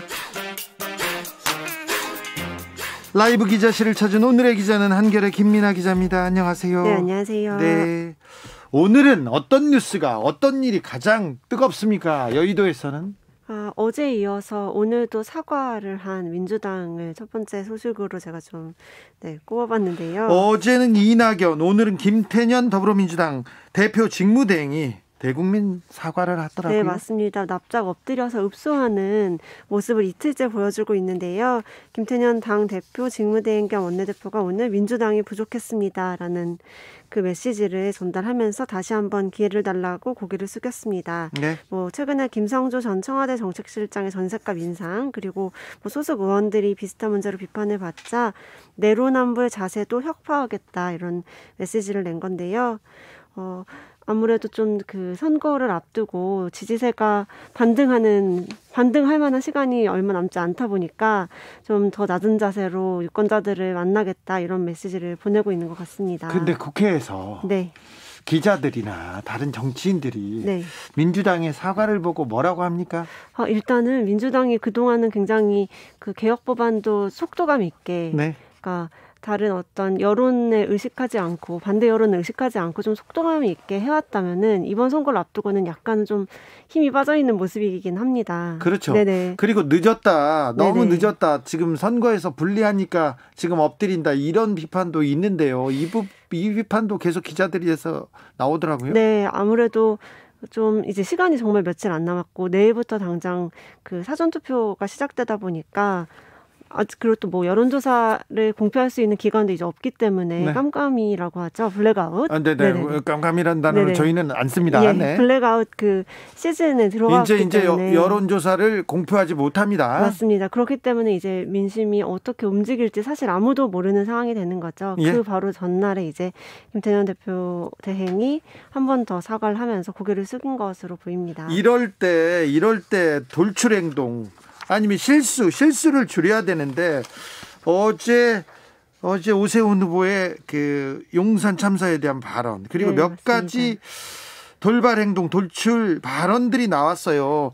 실수를 줄여야 되는데요. 네, 양쪽 캠프에서 다 지금 그 돌발 행동을 주의해야 된다 이런 경계령이 내려졌는데요. 네. 뭐 예를 들면 국민의힘에서는 김종인 위원장이 막말주의보를 일찌감치 내렸었고 네. 오세훈 후보가 용산 참사에 대해서나 그 전에 뭐 다른 문재인 대통령에 대해서도 약간 그쵸 막말을 하고 있었던 것에 대해서는 좀 잘못했다 지적을 했죠. 네, 그 다음에 문재인 대통령 얘기를 국민의힘에서 전략적으로 안 하더라고요. 네, 맞습니다. 그리고 네. 나서는 또 오세훈 후보가 토론회가 한 번 더 있었는데 이제 다시는 하지 않겠다 이렇게 발언을 하면서 한 번 더 언급을 하긴 했습니다. 아, 그래요? 네네 아프다는 그 언급을 다시 한 번 하긴 했는데 네. 뭐 다들 이렇게 싫어하시니까 이제는 언급하지 않겠다 이렇게 좀 마무리를 했는데도 그 자리에서 또 용산 참사 얘기가 나와서 예. 뭐 당 안팎에서는 그걸 좀 수습하려고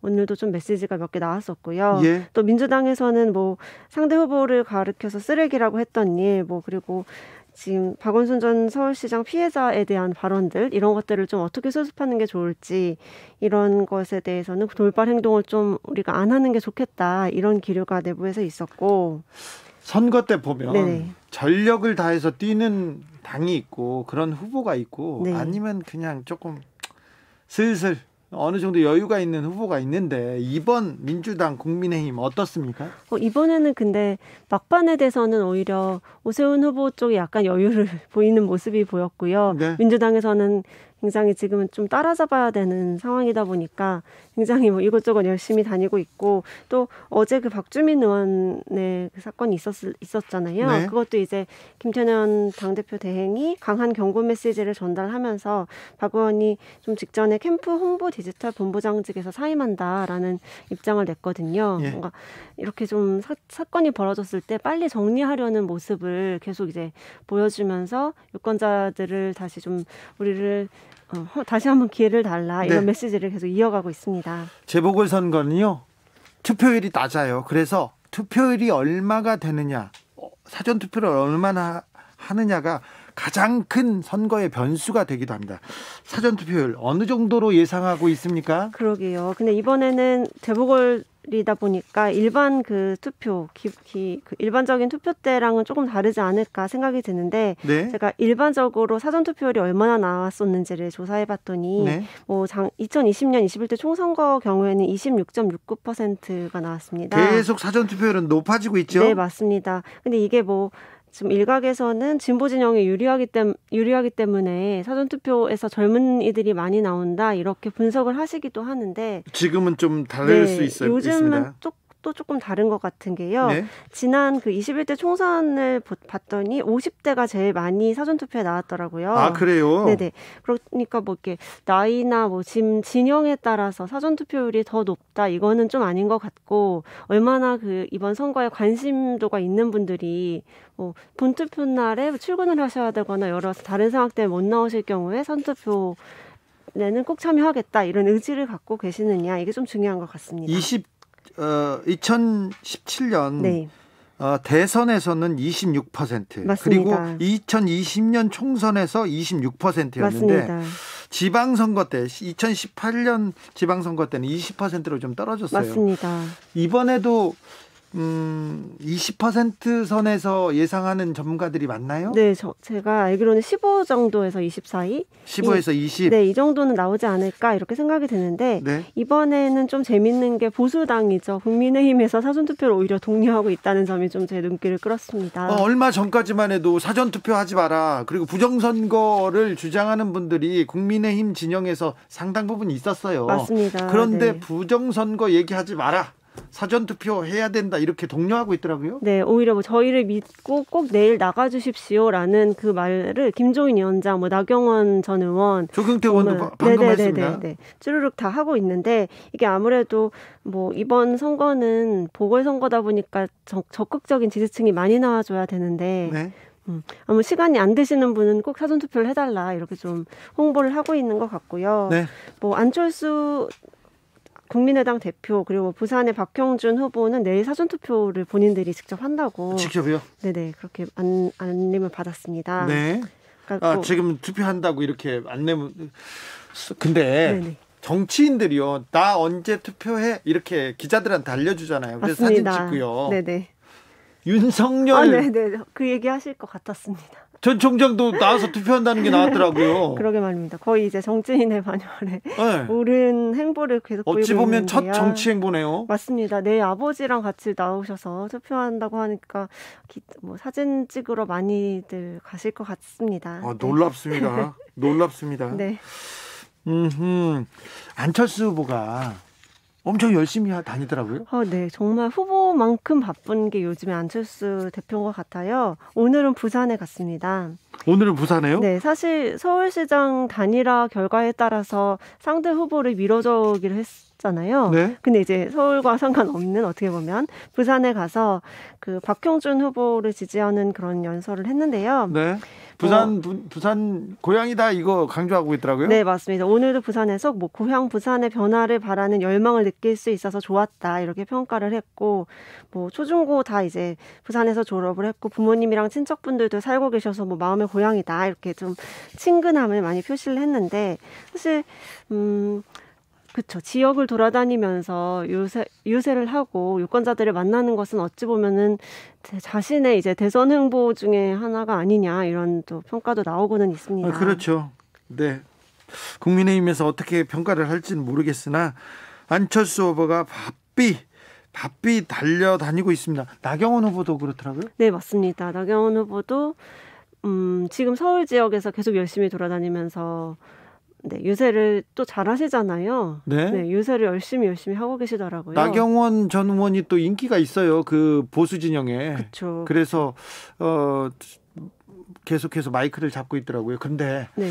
이번 재보궐선거가 끝나면 당대표 그리고 대권 구도는 어떻게 짜진다고 합니까? 일단 5월 말까지는 그 주호영 원내대표가 대행 체제를 할 수는 있습니다. 네? 왜냐하면 원내대표가 지금 현직이 있으니까요. 그런데 김종인 비대위원장은 바로 떠납니까? 바로 떠난다는 얘기를 너무 많이 하셔서 네. 안 떠나면 오히려 왜 안 떠나시냐고 저희가 물어볼 판이 돼버렸어요. 네. 아마 떠나시지 않을까 생각이 되는데 어떻게든 또 다시 돌아올 기회가 있을 거라고 많은 기자들이 예측을 하고 있습니다. 자, 당대표 선거는 어떤 구도로 짜지고 있습니까? 어떤 사람들이 지금 이름이 올라오나요? 방금 여기 자리에 계셨던 조경태 의원님도 있고요. 네, 있고 정진석 의원님, 홍문표 의원님 다선 의원들 중심으로는 이름이 거의 다 한 번씩은 언급이 되고 주호영 원내대표도 이제 당대표 가능성이 언급이 되고 있고요.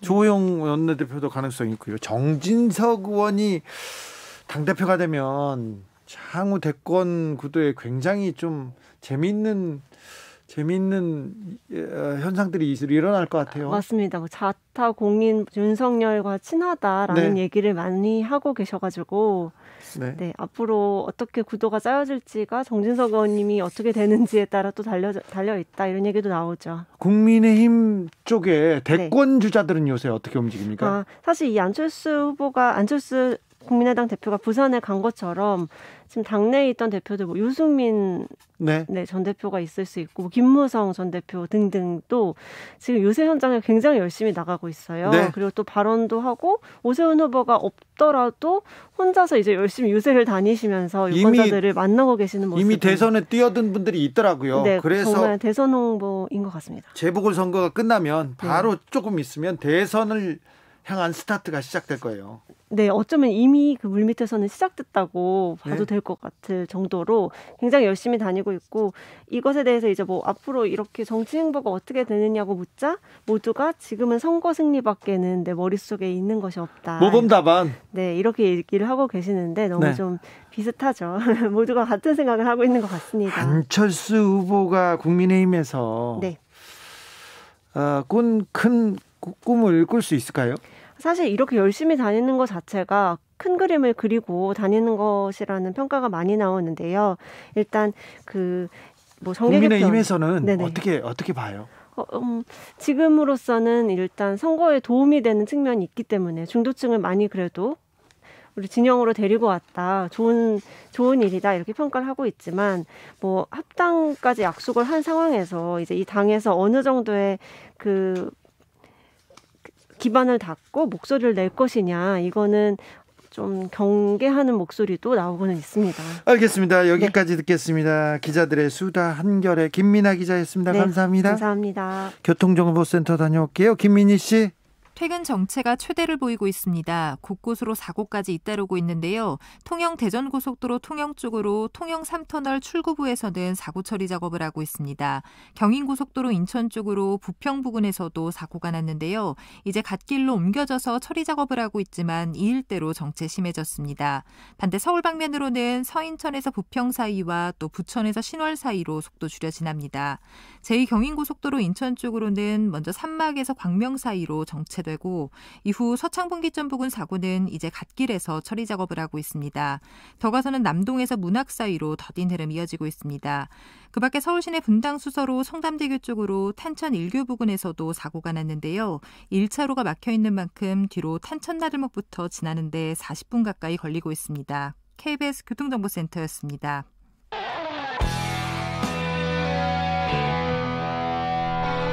스치기만 해도 똑똑해진다. 드라이브 스루 시사 주진우 라이브.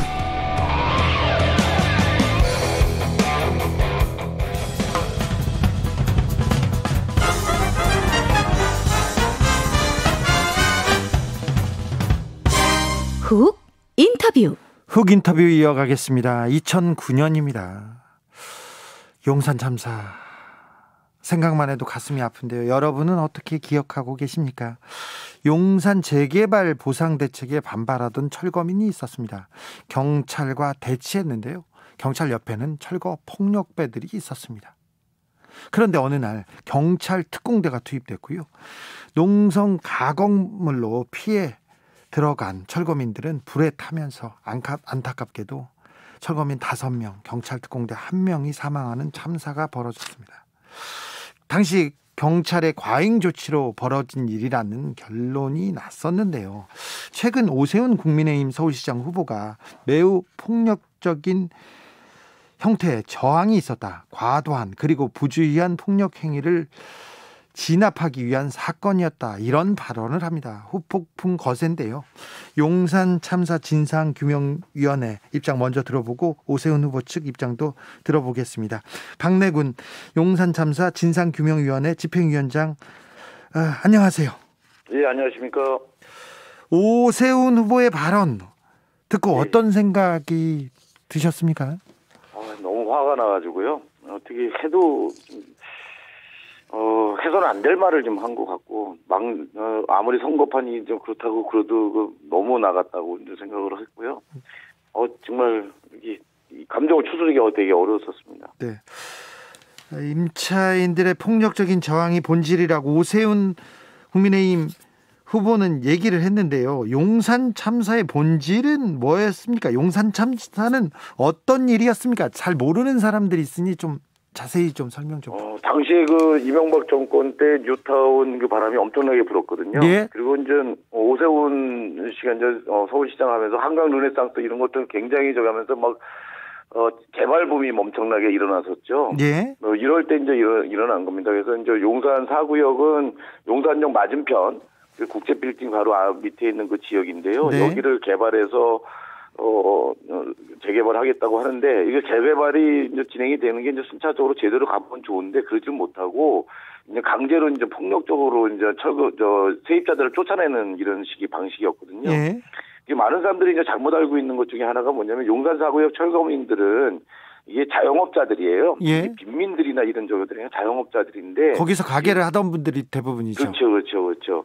그래서 자영업자들인데 이 사람들이 이제 턱도 없는 말도 안 되는 보상금만 주고 나가라고 그러니까 못 나가고 이제 버티던 중에 이제 일어났던 사건인 거죠. 그러니까 무리한 재개발의 그런 피해자들인데 이 사람들이 이제 보상 대책을 요구하는데 대화도 안 해주고 그냥 쫓아내려고 하다 보니까 막리에 올라가 싸우다가 그러다가 이제 경찰력이 공권력이 투입돼서 사람까지 죽게 되는 그런 참사였던 거죠. 그분들이 막내에 올라갔는데 그 낮에는 그 폭력배들한테 계속 시달려서 막루로 쫓겨났다고 주장을 합니다. 그분들은. 그래서 용역들이 있었죠. 용역 깡패들이 있고 야만적인 철거 행위가 있었는데요. 용산 참사 당시 서울시장이 오세훈 후보였습니다. 그런데 용산 참사 그 이후에 계속 그 자리를 지키셨는데 위원장님께서 오세훈 서울시장의 대응과 후속 처리는 어떻게 평가하십니까? 예, 저희가 이제 대책위에서 이 문제를 좀 풀기 위해서 이제 각 방면을 노력을 하면서 서울시장과도 면담을 요청을 했었어요. 네. 이 문제 좀 빨리 풀자라고 해서 그때 이제 오세훈 시장이 이제 쪽에서 왔던 반응은 뭐냐면 그 사인간의 문제인데 시가 개입할 문제가 아니라고 해서 굉장히 무책임하고 일관되게 이제 그런 태도를 이제 취했었고요. 그러다가 이제 3월 10일경에 이제 다시 거기 용산 참사 현장에 철거가 진행이 되거든요. 네. 당시 서울시 부시장이 이게 시간이 돈이다 그러면서 이게 더 이상 미룰 수 없다 그러면서 철거를 강행하는 것을 옹호하는 이런 식으로 하다가 그때 추석 때 정운찬 총리였었거든요. 그분이 이제 용산 참사 현장에 그 분향소를 와서 조문도 하고 이런 모습 보면서 나중에서야 이제 서울시가 움직이고 그랬던 거지. 오세훈 시장이 이거에 대해 책임지고 풀려고 했던 모습은 저는 하나도 확인한 게 없습니다. 오 후보 측에서는 시장 시절에 자신이 이 사태 수습하려고 최선의 노력을 다했다 이렇게 강조하고 있는데요. 네. 그랬더니 유가족들이 그런 말을 듣고 새빨간 거짓말이다. 무슨 그런 노력을 했냐. 그런 거 한 번도 본 적도 없고 나중에 장례 협상이 끝나고 나서야 조문 한 번 온 게 다다라고 하는 거죠. 그래서 팩트이기도 하고요. 그래서 오 후보 쪽에서 그렇게 노력을 했다고 하는데 그런 노력이 보이지 않는데 자기들끼리 그냥 마음속에서 했는지 모르겠지만 실제로 그런 게 없었거든요. 이렇게 왜 자꾸 거짓말을 하는지. 오세훈 후보의 발언에 대해서 용산 참사 유족들은 어떤 얘기를 하시던가요? 방금 전에도 말씀드렸듯이 그 얘기하면서 왜 이렇게 없는 말도 지원해가지고 새빨간 거짓말을 하냐고 너무 굉장히 분노하고 있고요.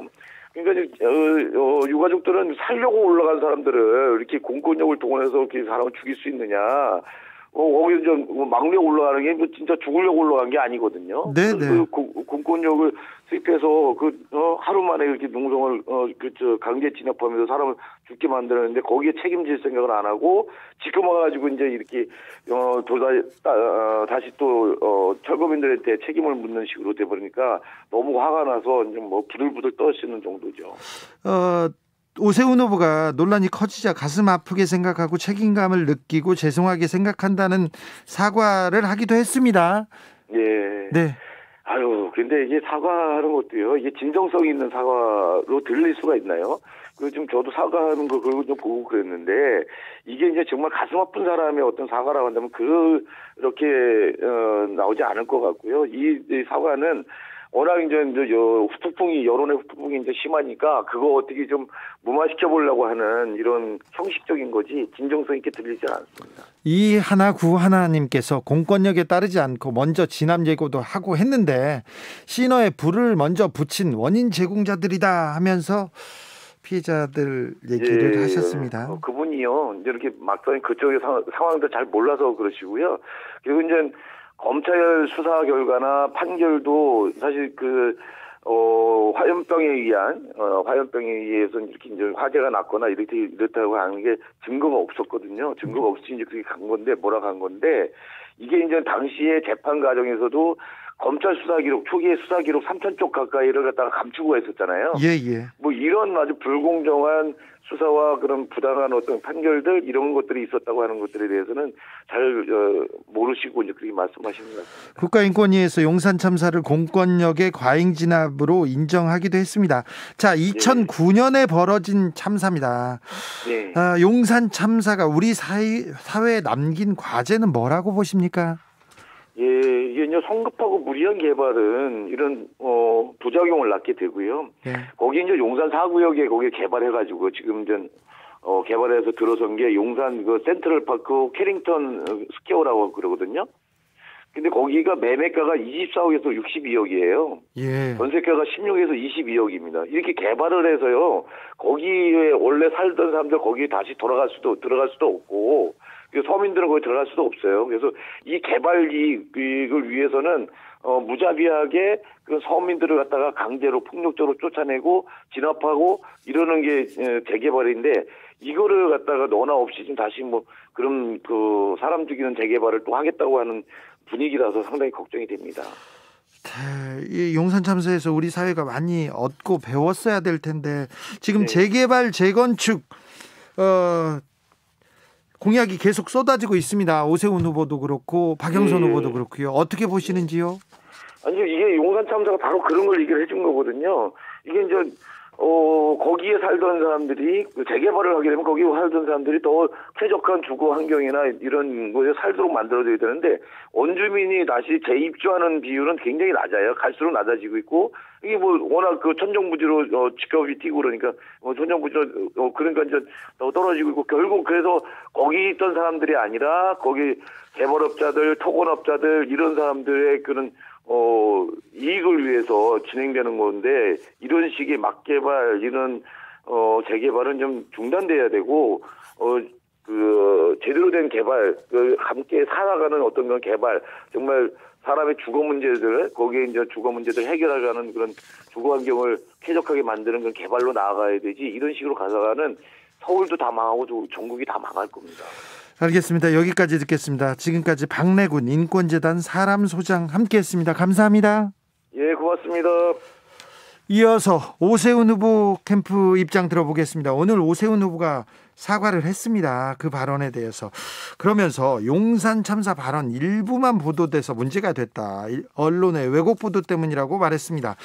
자, 오세훈 후보의 입장 들어보겠습니다. 김예령 오세훈 캠프 대변인 안녕하세요. 네, 안녕하세요. 김예령입니다. 네, 혹시 박래군 소장의 얘기를 들으셨습니까? 아니요, 제가 듣지 못했네요. 네. 지금 바로 연결이 됐어요. 제가 알겠습니다. 지금 일정을 다니고 있어서요. 오세훈 후보 지지율이 격차가 꽤 벌어져 있습니다. 캠프 분위기는 어떻습니까?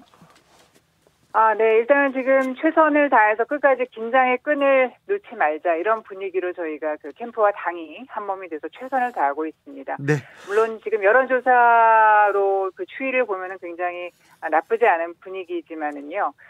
뭐 여론조사하고 실제 그 투표 결과가 차이가 있을 수 있기 때문에 뭐 중도층의 특히 표심도 아직 저희가 잡지 못했다. 그런 상황에서 아직 그 긴장의 끈을 놓고 있지 않습니다. 네. 마지막까지 저희가 진심을 다하고 또 앞으로 그 비전을 유권자분들께 설명을 드리고 설득을 하고 해서 좋은 결과를 얻을 수 있도록 노력을 할 거고요. 또 내일 아무래도 사전 투표가 있기 때문에 또 4월 7일 본선거와 함께 얼마나 적극적으로 투표를 해주시느냐에 따라서 그 명운이 갈릴 텐데 저희가 이제 아무래도 그 지난 총선에서 참패를 했지 않습니까? 그래서 그 점을 교훈 삼아서 정말 마지막까지 낮은 자세로 겸손하고 겸허하게 국민의 마음을 얻기 위해서 노력을 하겠습니다. 특히 젊은 우리 청년들, 네. 중장년층, 네. 중도층의 투표를 좀 부탁드리고 싶네요. 알겠습니다.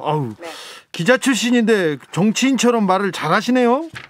아닙니다. 네. 네, 오늘 제가 첫 방송이거든요. 아, 그래요? 대변인 되고 첫 방송이어서. 아니요, 대변인 인터뷰를 지금 10번 한 것처럼 테이프를 틀어놓은 줄 알았습니다. 아, 죄송합니다. 아니요, 네. 말을 잘하신다는 얘기입니다.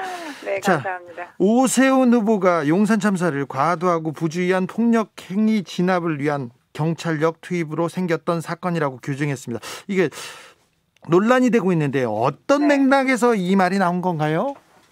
네, 일단은 관훈 클럽 초청 토론에서 오 후보가 이제 발언을 하신 것으로 알고 있습니다. 일단은 어떤 오 후보의 말씀 이런 경위를 막론을 하고 공권력이 투입되는 과정에서 좀 더 주의를 하고 신중했으면 이런 사고가 발생하지 않았을 것이다라는 그런 안타까운 상황에서의 오 후보의 발언이다라고 좀 해석을 해주시면 될 것 같습니다. 예. 그리고 일단은 사죄를 드립니다.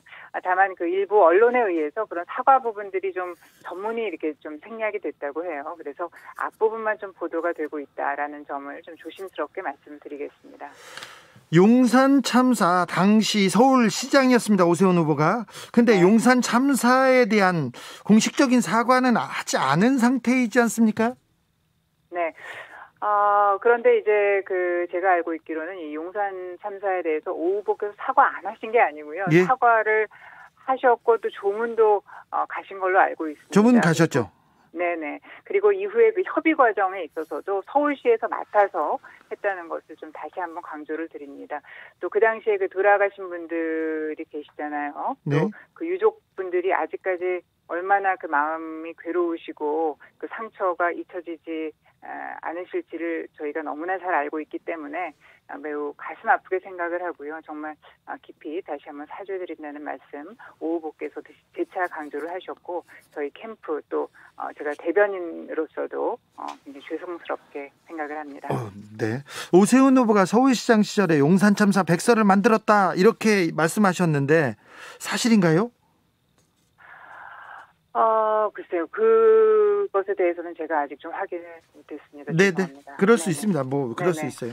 네. 부동산 정책에서 오세훈 후보가 지금 계속 재개발, 재건축 규제 완화, 뉴타운 재지정 이렇게 전반적으로 오세훈 후보 시장 시절에 있었던 공약을 이렇게 계속 내놓고 있는데요. 이렇게 재개발, 재건축 계속 규제 안 하고 밀어붙이면 용산 참사 일어나는 거 아닌가 그렇게 걱정하는 분들한테는 뭐라고 얘기해 주고 싶습니까? 예, 그런 걱정은 안 하셔도 될 것 같습니다. 일단 재건축, 재개발 규제를 이제 굉장히 완화한다거나 규제를 많이 풀다 보면은 자칫 투기 수요가 이제 급증이 돼서 집값이 또 다시 뛰는 거 아니냐, 이런 또 우려들도 있으신데요. 네. 핵심은 오 후보의 경우에는 민간이 재건축, 재개발을 주도하도록 하겠다 이런 겁니다. 그리고 이제 저소득층을 위해서는 장기 전세를 하겠다 이렇게 이제 두 가지로 나눠져 있는데요. 박영선 후보 공약을 보면은 공공주도 개발, 문재인 정부가 2사 대책에서 공공주도 개발을 하지 않았습니까? 이 공공주도 개발이란 게 결국 LH가 주도를 한다는 건데 이것이 이제 바로 오 후보와의 정책에서의 확연한 차이라고 볼 수가 있겠습니다. 이번 LH 직원들 땅 투기 사건이 일어났는데 이렇게 여전히 문재인 정부와 박영선 후보께서 공공주도 개발을 하겠다 이렇게 좀 말씀을 하시잖아요. 조금 현실 인식이 좀 없으시다 이렇게 좀 안타까운 말씀을 드릴 수밖에 없고요. 네네. 그렇다 보니까 이 공공주도 재개발, 재건축에 성공할 수 없는 구조다.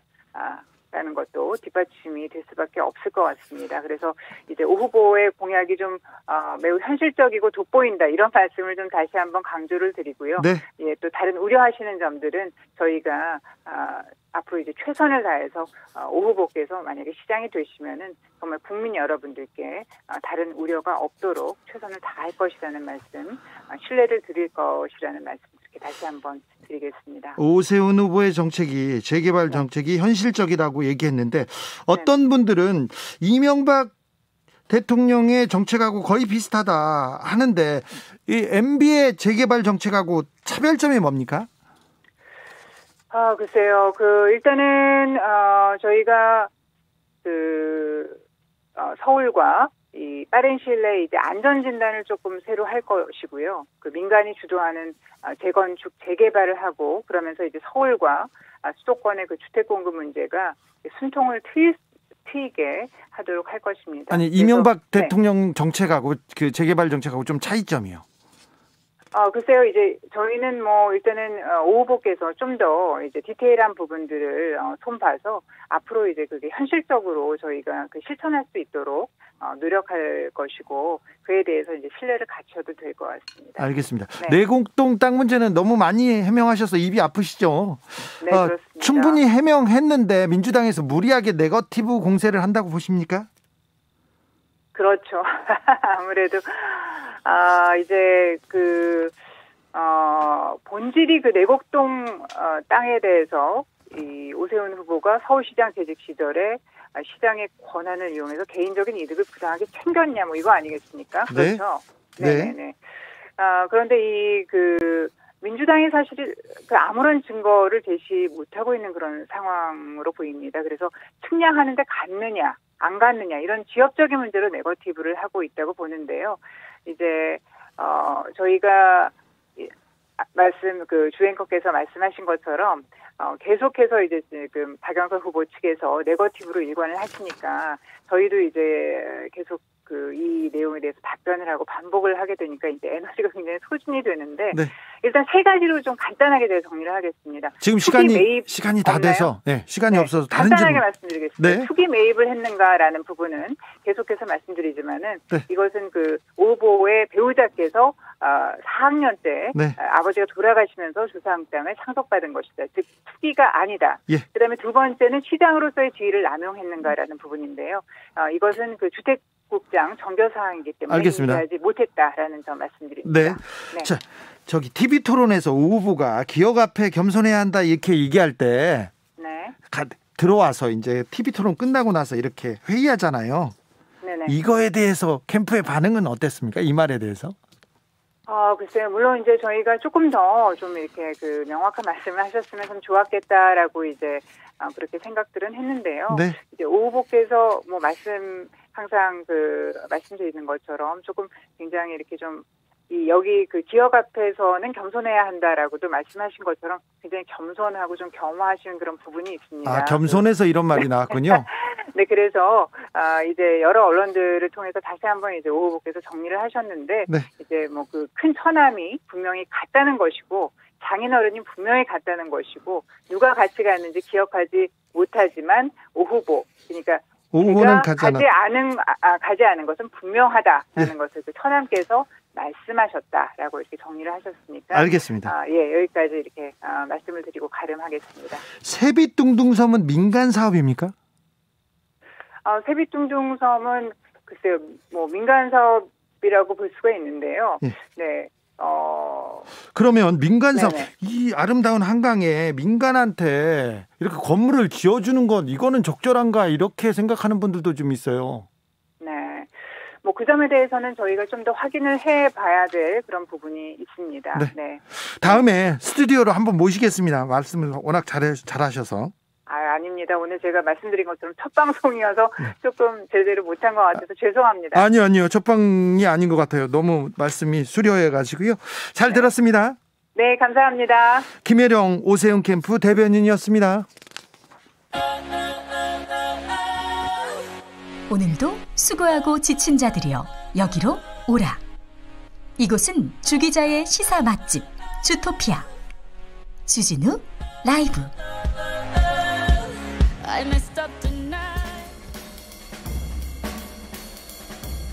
느낌 가는 대로 그냥 고른 뉴스 여의도 주필. 만우절 거짓말처럼 떠난 장구경 어느덧 사망 18주기. 국민일보 기사입니다. 만우절하면 어떤 게 생각나십니까? 오보, 거짓말, 하얀 거짓말 많이 생각나는데 장구경을 떠올리는 사람이 많습니다. 2003년 4월 1일 홍콩의 한 호텔에서 그의 나이는 47세였습니다. 장국영 배우가 추락해 숨졌습니다. 처음에 거짓말인 줄 알았어요. 그래서 다 거짓말로 뉴스를 만들었구나 한다는 사람들도 있었는데, 이 만우절날 전해진 비보는 해프닝 가짜뉴스가 아니었고 안타깝게 사실이었습니다. 영웅본색, 천녀유원, 태양별이, 아비정존, 해피투게더 숱한 히트작을 내놓았는데, 그때 대한민국 젊은이들이, 대한민국 사람들이 홍콩 영화를 보고 컸어요. 그래서 엄청난 영향을 끼쳤는데, 참 만우절에 이게 거짓말이었으면 하는 생각이 다시 들곤 합니다. 장국영의 만보춤 기억하시죠? 그 만보춤이 떠오르는 음악입니다. 자비의 쿠거의 마리나 엘레나 들으면서 주진우 라이브 마무리하겠습니다. 저는 내일 오후 5시 5분에 돌아옵니다. 지금까지 주진우였습니다.